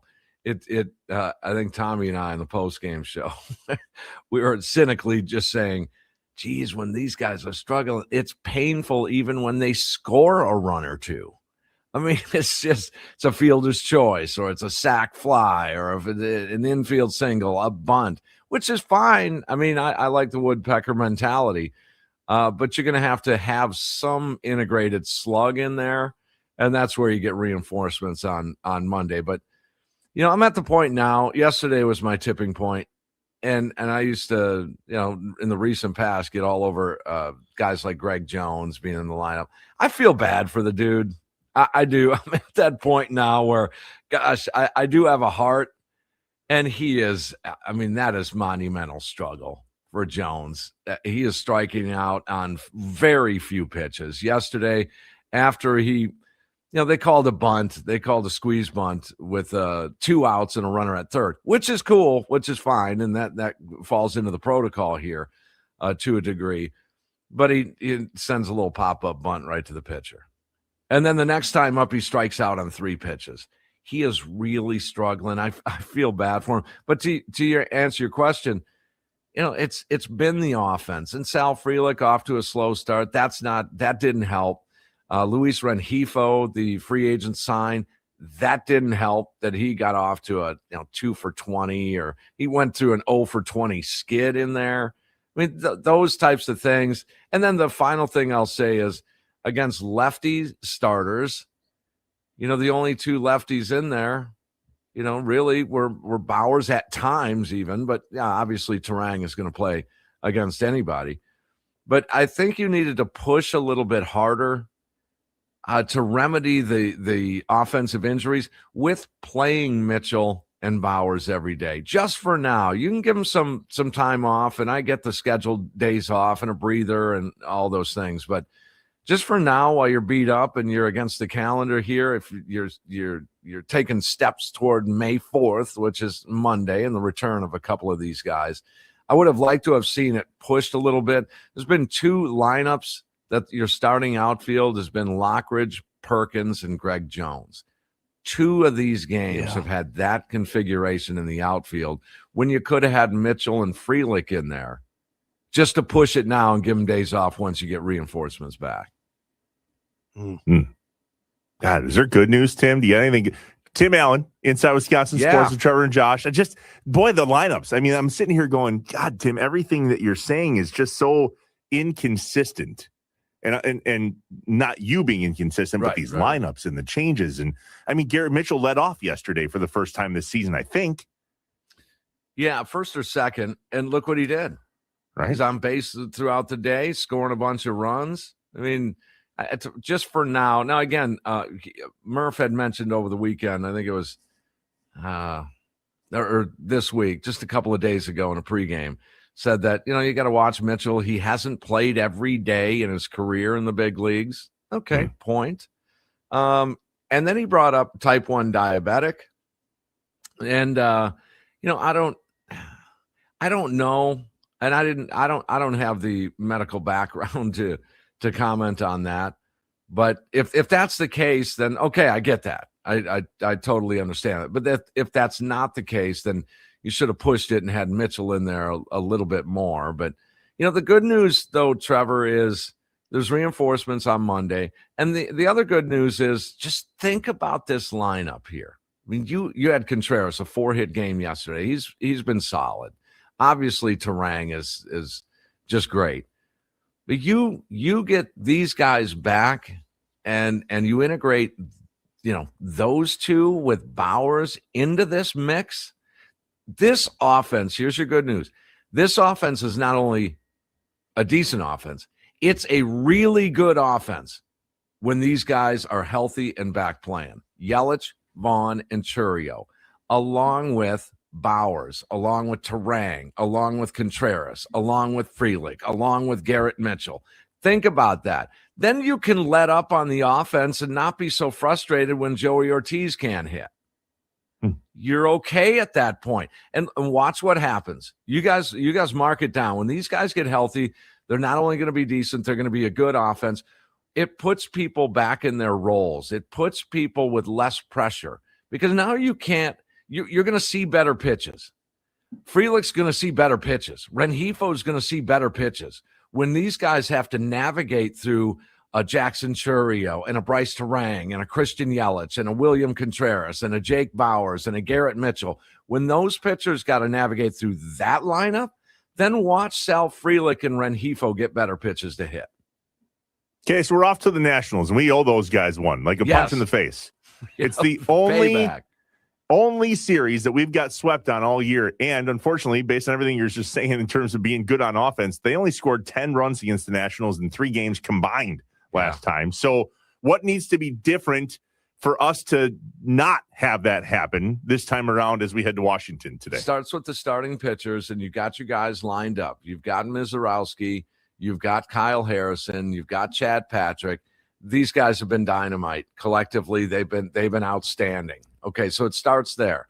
But it also starts with a second look at their starting pitchers. From what I understand, I haven't delved too much into it. The last I looked, it appears that it's the same 3 starting pitchers that swept the Brewers a couple of weeks ago. So now you get a second look at now it's a cat and mouse game. Now it's a chess match. How are you going to adjust? Well, how are you going to adjust? You can't use the same arsenal on that mound because the Brewers have some video now on how they had success against the Brewers offense. I look for a better offensive showing in this series. And again, the key is I'll go back to let's do a stepladder approach. Same approach I took against the Diamondbacks, which is a really good hitting team. Coming into that Diamondback series, the Diamondbacks as a team were hitting 295. That is a big, big number for a team batting average. So what happens? You neutralize that a little bit with that starting pitching. But offensively, I mean, you're going to have to put up your fair share of runs. These are going to be, I look for close games, but get a win on Tuesday or Wednesday was my goal. Just get one of those wins because then it sets up Thursday to take that series. I'm gonna go with the same approach. Don't freak out if they don't win tonight. Go ahead and win that game tomorrow or flip it. Win tonight. If you happen to lose tomorrow, don't freak out. Give yourself an opportunity on Sunday to win this series. That's the key here. Win one of the next 2. Timmy, are you looking at the NL Central right now? They just glitch a little bit. I want to think about how exactly I want to phrase this. For the first time in NL history, a division, all teams above 500 or at 500. Pittsburgh coming in last place on May 1st with a 500 record. Beginning of the season, everyone went, it's going to be another race between the Brewers and the Cubs to decide who wins the Central. I know we're only a month in. Are you worried any more about another team making a fight? Reds. look out. I'm telling you, these Reds Okay. are a way 20 better wins. team than they have been the last decade or whatever. Not just the hot team. You think legitimately good team. They're a good team. They're a playoff team from last year. And I credit Terry Francona. Look at the managers in the NL Central. Mhm. It's no surprise that you're getting some pretty decent output out of, in terms of win-loss record, the best division in baseball. But look at the managers. Obviously, back-to-back manager of the year in Murphy, and you have Counsell, you have Francona, you have Marmol. You have got some really good managers, and they know how to maneuver a long season, especially Francona. Craig Counsell's been known to be a second-half manager, as we know, second half of the season. He puts things together a little bit, and then Murphy. So, yeah, this is going to be a dogfight. Do I think Pittsburgh is for real? Not quite yet, but they're definitely improved. They're no pushover, guys. They're not. They're young. They did add some veterans, which definitely helped. They actually spent some money, which is, Pittsburgh fans are going crazy over that. But yeah, it's a 3-team race in my book, and we could be surprised. Maybe Pittsburgh hangs in there longer than we think. But St. Louis, full scale rebuild. I mean, this is epic proportion rebuild, but they're still hanging tough, and there's some heritage and history there, so they can be a thorn in the side. Those 3 teams, Milwaukee, Chicago, and Cincinnati, any one of them could or will win this division. That being said, Potawatomi Sportsbook, watch the numbers. I'm telling you guys, they seem to fluctuate a little bit. You start getting good value on a division winner. I'll point back to last year, late May. This was late May. And the Brewers scuffling under 500. Potawatomi Sportsbook had them at 16-1 odds just to win the division, not to win the NL pennant, not to win the World Series. 16-1 to win the division in May. Watch for those values, and then have some fun at the book at Potawatomi, because it could be the Reds. It could be sleeping on the Cubs a little bit. It could be sleeping on the Brewers again. I mean, I already have money on the Crew to win the division. God. But Not surprised. I'm watching. I don't mind making another wager if I see value at plus 800, plus 900 when a team goes on a little bit of a skid. Let's say the Reds go on a little bit of a skid here, and you say, "Ooh, wow, look, they're falling out of it. They're plus 850, plus 850." There's only a few other teams in the division. Take a shot at it. Okay, that's annoying, because are you in my head or something? I was literally about to ask you if you were going to put money on the Brewers for something right now. Yeah. At Potawatomi Sportsbook, what would it be? So I guess don't count the bet you already got. But if you're going there today, yes, Tim, and you're going to put a bet on the Brewers right now for maybe this weekend or this road trip with Washington and then St. Louis, or maybe it's against the Yankees and the Padres coming to town next weekend, what's the bet right now? I think in this series here, look at isolated, micros. And I would look at Mizorowski. He has been a strikeout machine. He is amazing. He's way better than he's looked. The metrics look pretty decent, granted. But sometimes just because of the plight of the Brewers, we think that, Miz isn't, he's not. He is elite, guys. He is upper echelon on the pitching ladder. So I would go with the over with the strikeouts. The over under, what? Whatever it is. Well, I got options here, boss. Okay. It's over 5.5, 6.5, 7.5, or 8.5. Pick over. one, and I'll tell you what the odds are. Over what? Just over. Over. Yeah, no, I would say Jesus. I would say a pretty safe bet. Now you're not going to get great value on the 6. Doesn't matter what it is. Over. On the 5.5, I'd definitely do that. You might want to press it a little bit for him to get to 7 Ks, 7 punch outs. So 6.5 is minus 155. Yeah, 7.5 is plus 128. That's where the value is. So you're probably going to have to push that a little bit, but to be safe, you might want to go with the 7 total, over 6.5. just to play it safe a little bit. Then on the run total for the game itself, you got to go under, even though that's a low number. Let's go under with that. And then one of these games, Brewers offense is going to put up a big number. They just did it against Arizona. They did it against Soroka, who was outstanding his first 5 starts, and they rocked this dude. His ERA went from 260 to 470 after that game yesterday. So one of the games, you're going to go over with the run total solely on the Brewers, not the game, just the Brewers run total. So pick one. I would think Saturday or Sunday would be the one I would choose. This might be a low-scoring affair with Miz on the mound tonight. Today is 4.5. Over under 4.5. Yeah, that's right there at the brink. Over. Over. Just take the over. You know, bet all the overs. But the hard part about this team is when they score double-digit runs, they usually poo the bed the next game. And that's common in baseball. That is common in baseball. You know, the old adage, save some of these for tomorrow. You know, that sort of thing. You're right. And that's why I'm thinking Saturday or Sunday would be the breakout. And now you've got a few homer values here as well. So look at Sal Frelick, he's always got big value on just hitting a home run anytime during the game. Pick a dude in the upper portion of the lineup. Now, Sal's not, generally speaking, in the upper portion. Pick a dude when you see the lineup, upper top of the lineup. He's going to get an additional at-bat, so that helps you out. You might want to go with one of the homers. They seem to be Contreras with the long ball. You know who's due is Terang.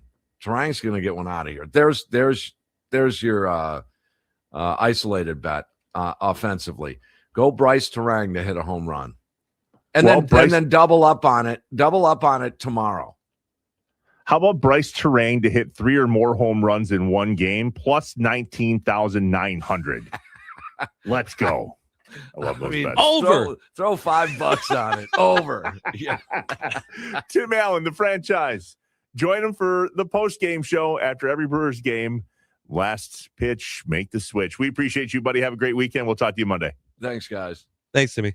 The Wisconsin Sports Radio Network guest hotline, powered by Gruber Law. One call, that's all. It's a What's Up Wisconsin Friday. What's going on for the weekend? Wisconsin, what do you got planned? Fun? Lawn work? Fun lawn work? Is that a thing? Oh, there's some things happening this weekend. 414-677-1250, the Nicolay Law Talk and Text Line. We're live from the Wisconsin Sports Radio Network studios, powered by that very Potawatomi Sportsbook. Over! Inside Wisconsin Sports with Trevor and Josh. Take the over.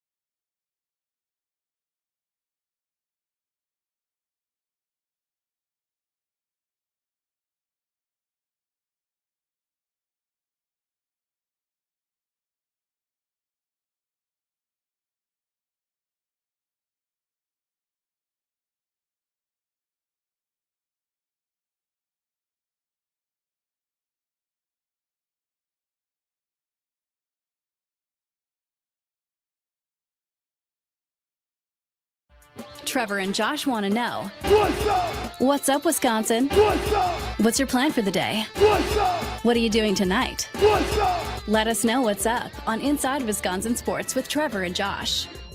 What's up, Wisconsin? 414-677-1250.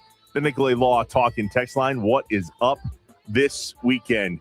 Shout out to my godson, Nolan, who messaged me via his mom, who were listening yesterday, and said, I love Phineas and Ferb too. They're great. Yeah, Phineas and Ferb is great. Best. Great. However, with all due respect to Phineas and Ferb, who I love dearly, and Nolan, love you too, buddy. Tomorrow at the T-Rats game, you, Mr. Bluey head to toe. I really want to know, Josh. I have two questions, and I want to know the answer. All right. How many Roosevelt shirts do you own? I don't know.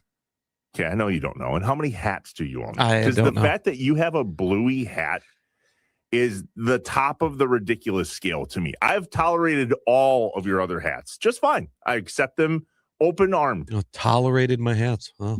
Bluey? You have a Bluey hat? Well, it's not Disney. Is Disney? Is that Disney? Yeah, Bluey is Disney. Oh no! And also, I have a Bluey Roosevelt shirt. I can see that. I got, you got to have the outfit. Put them together, obviously. What's the over-under? I'm taking the over. What's the over-under on hats and Roosevelt shirts? I mean, legit, real numbers here.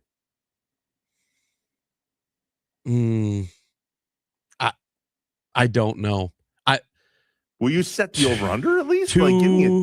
No. I feel like there's more shirts than hats at this point. Is this a combined number or a solo number? Solo number, like individual, of each. I'm going to say set it at 280. Wow. 280. Are there help groups for you? Because that's a number. I literally say it's a cult. So. I know. That's what is it. Have you talked to people that have gotten out of the Roosevelt's cult and gone like, Bud, like I had no idea how bad we were in it, but wow. Have you talked to people that have been saved? No. They're all just still in it. No, because when you get out, they disappear. Yeah, shocker. You can't find them. them. And then they steal all your shirts and then back. they can't find them. Yeah, maybe. Jeez. That's wild. I don't think I own 280 articles of clothing total, let alone a shirt of the same. That is good for you. Yeah. Well, I mean, listen, it's different ends of the spectrum. I'm way on this end. I know people that have 5 shirts total. And if they don't do laundry over the weekend, they're hanging out in their house without a shirt on because they ran out of shirts. Minimalists, I just wear the same gray shirt every day. That's what I do. Teach their own. I wanted to wear the Bluey stuff today, though, just as a reminder for you to watch Bluey over the weekend. What's up, Wisconsin? What's up for Trevor's weekend? He's going to watch Bluey. Sure isn't. He's going to mow his lawn, I think, though. And actually, I'm going to be in Milwaukee this weekend. I'm coming down to Milwaukee tomorrow. Dario Melendez invited me to be a part of the Big 12 Sports Saturday program that he does. So I don't know what we're talking about. Probably sports. I'm guessing. Yeah. It's a guess. So you need to loan that shirt to our guy Sparky because I believe he is going to be in attendance at the T-Rats game for Bluey Day. Yeah, I don't know how to say this. The shirts that my 9-year-old wear are closer in size to Sparky than the ones that I wear. So unless Sparky's planning on using this shirt as a parachute, I don't think that there's going to be a benefit to me lending him my shirt. But yeah, no, he's going to go. He's going to the game. He's going to have a good time because he has kids and it's Bluey. And so that makes sense. The other big thing, the Kentucky Derby. Do you know Kentucky Derby's happening? I meant to ask Tim about that. Are you not a Kentucky Derby guy? Do you have a Kentucky Derby shirt? I have a mint julep shirt that I'll be wearing. That qualifies. Yeah. But my brother-in-law, JW, puts on he has gone to the Kentucky Derby. He's been on the infield and whatever else. And he always puts on a huge Kentucky Derby party that the whole family goes to. So all day tomorrow will be Kentucky Derbying. Don't ask me what the horses are. I have no idea. I was going to say 414 on the Nicolay Law talking text line. That number, 414-677-1250. I may not live in Wisconsin anymore, but I'm a die-hard cheesehead living in Tennessee. My son's travel baseball season starts tomorrow, and the road to Cooperstown begins. Hell yeah. I love that. Jonah from River Falls. Yard work, beers, and bonfires for me this weekend. True dad weekend to cometh. I love that. Those are my, two of my three favorite things in life. One's my family, 2 beers, 3 bonfires. It's close. Hey, shout out real quick. I don't know if he's still listening. Ben Giffen, my buddy Giff's birthday today, buddy. Happy birthday. Happy birthday. Happy birthday. I think that's the first time I've let my Mickey Mouse out on this. Nigel, did you read Zach and Sheboygan saying that it's snowing? It's snowing there, so he will not be mowing his lawn. Ron and Salas said life is too short to take the under. Zach in Green Bay, best part of the Kentucky Derby, the absurd names of the racehorses. I agree. That's the best part for me anyway. I have no idea how to bet on horses, and I don't want you to teach me because I need to learn another opportunity to bet like a hole in the head. So you're not gonna not one? Let me find out. All right. Talk amongst yourself for a second. I'm gonna find out what the horses are. Well, then let me tell you a story about my one and only trip to the Kentucky Derby. Me and a buddy went down, and we got the whole dressed up thing, bought the expensive-ish tickets, stood in the seats where everybody else was sitting. And we looked into the infield and saw the party there and said, all right, we're done. And we took our little dressed up asses into the infield. Josh, if you ever get the opportunity to go to the Kentucky Derby, buy the infield tickets and then have a plan on how you're going to get home. The stories that It was a rainy day at the Kentucky Derby, and our shoes and everything were just caked full of mud. Was it a whiteout? No, it was not. Oh, okay. I cannot make this up. I literally we're walking through some neighborhood to find some Uber, some ride. I don't know, foggy to say the least. We ended up being offered to go in these people's houses and clean off our shoes in their bathtub. Like, it was the weirdest, craziest. Nice. That's the Derby, though. They say the Derby's the biggest party. True dat. It is wild. All right. I'm gonna run down some of these names for you, okay? Of the horses. I'm ready.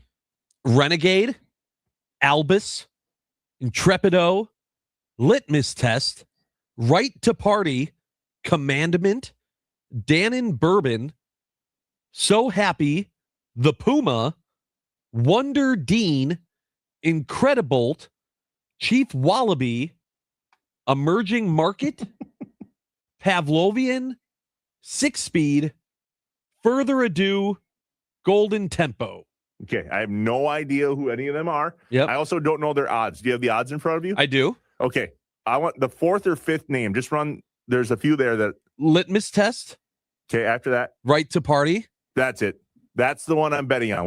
What's that? Now I'm making a bet. Damn it, Josh. 26-1. Okay, not terrible. That's middle of the pack. Yeah. Okay. Right? I mean, it's I guess. Yeah, it is. Renegade. One more time. Right to Party. Right to Party. Right to Party. Who are you taking? Now we have to do this. God. Try not to. I don't have a gambling problem. I have a stopping problem. Right to Party. Okay, got it. 26-1. 26-1. I'm going to take Further Ado just because. And what are the odds on Further Ado? 7-1. Second to best odds. Wuss.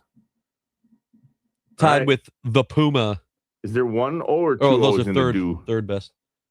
1-0. Renegade 5-1 is your leader as of right now. So I have Right to Party. You have Further Ado. I don't know how I feel about some of the names this year. Well, they're all pretty good. They're okay. Incredibolt's pretty cool. The 906. Wow, 280 shirts. I have like 5 shirts I actually just rotate on a given basis. I told you. Did I not just say that? There are 2 different types of people. What would your horse's name be from Zach in Green Bay? Can you say it? You got it. Go ahead. I was like, no, my brain immediately went as I was looking. I was like, somehow tying this into Bluey. Trevor Trevor watches Bluey. I'd probably name it Trevor's Quarter Zip. No, name your own horse, not That's mine. what I would name it. Oh, that sucks. And then it would get scratched and they throw it away. Yeah. Oh, God. You evil human being. Mine's bobblehead. Oh, God. I'm a pass out. You're an awful person. Oh, that's great. 414-677-1250, the Nicolay Law Talk and Text line. All right, we're going to break. What do we got on the other side? We're gonna have either Kuhn or Rami. I think Kuhn's joining us today. Flip a quarter. Yeah. We're live from the Wisconsin Sports Radio Network studios, powered by the Potawatomi Sportsbook. It's Inside Wisconsin Sports with Trevor and Josh. Scratched.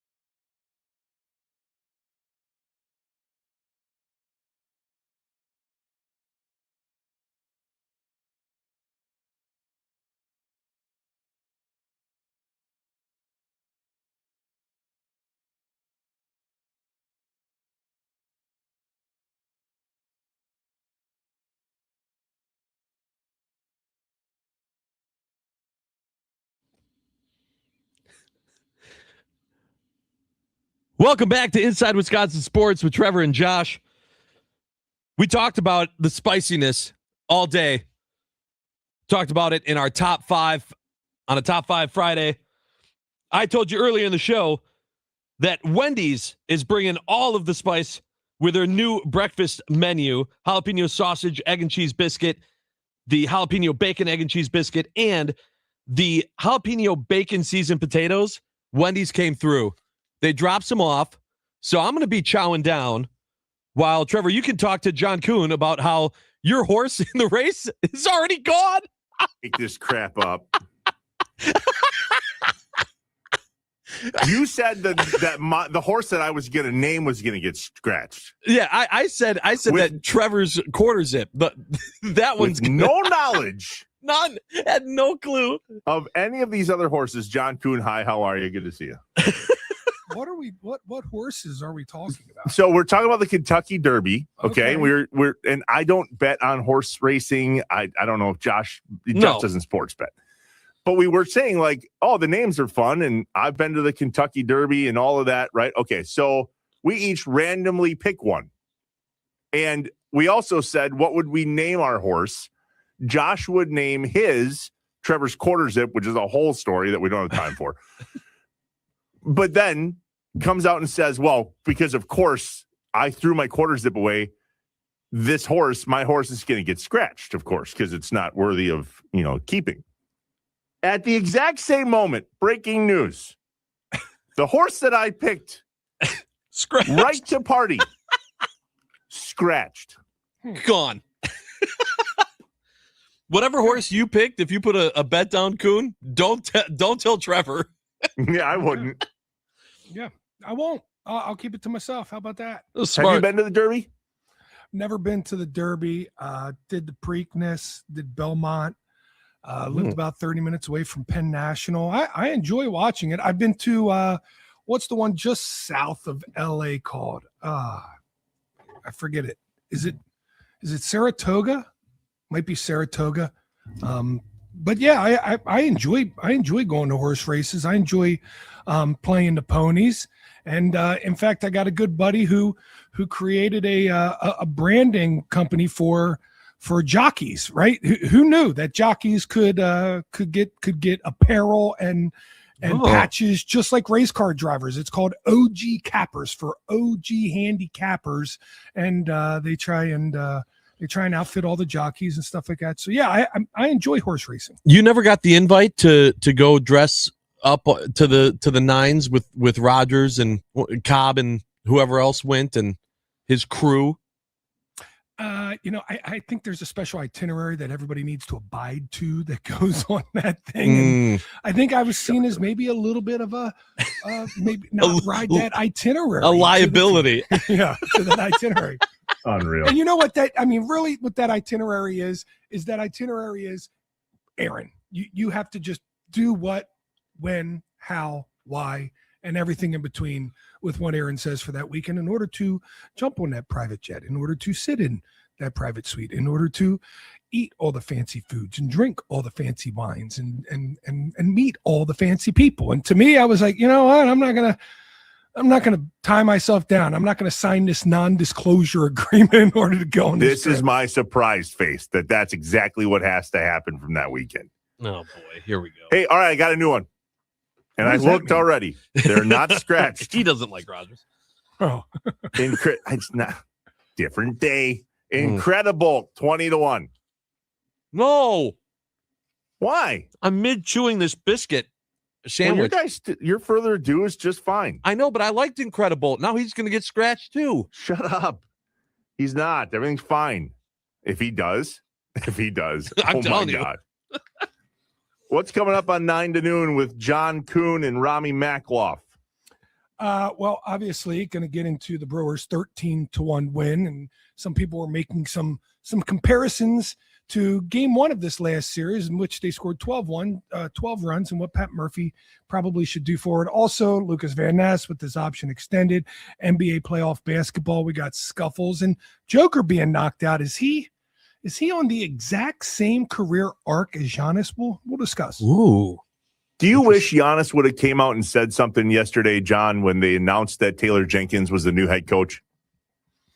No, listen, I don't need Giannis to tweet or talk or anything like that. But if he's asked a question and somebody has him on camera, then I would expect the right answer to come out of his mouth. I think Giannis is the supreme superstar. I think he's handled just about everything perfectly, minus this last year, just flat out saying, leave me the hell alone, national media, I'm a Buck for life. And maybe he can't say that, but that other than that, he's the perfect superstar athlete. Love that. It led me to believe that this season, no matter what he said or didn't say, based on injuries and the way the team was going, I'm not convinced he's confident he's going to be a Buck. And I think that's the first time in his career here where he's like, guys, this is out of my control. As much as I would love to be a Buck forever, I also want to win, and it's not up to me. Yeah, I felt a little bit of that as well. And I think that's why he couldn't say what most wanted him to say, the most direct way of saying he wanted to be a Buck for life. I think he wants to, but I don't think he can, and be sure about it. I mean, think about the last time someone said they want to be a Buck for life, or they were a Buck for life. Drew Holiday. He literally said, I'm a Buck for life. And then the Bucks said, yeah, we're going to trade you for Dame. Bye. 9 to noon, John Kuhn, Rami Makloff coming up next. We'll chat with you in a few, Kuhn. Sounds good. Our thanks to Tim Allen for jumping on today. The interaction this week was off the charts. You guys, when we have questions, you have answers, you have hot takes, you have jabs. That's what makes this fun. We appreciate you guys chiming in on the Nicolay Law talk and text line. Further ado, and incredible. For now. I cannot believe that. Yeah, that is unreal. I'm telling you, man, if something bad happens to Incredible this weekend, oh my God, it's amazing. I don't know what it doesn't even matter what place he comes in. You just need him to race. I need him to race and not get hurt. Right. It's the worst when you see that. Oh my God. The fact that he was already scratched is right to party. Of course. Just ridiculous. Fantastic. All right, go Brewers, go. We appreciate you guys. We will see you Monday morning. It's Inside Wisconsin Sports with Trevor and Josh, live from the Wisconsin Sports Radio Network studios, powered by the Potawatomi Sportsbook.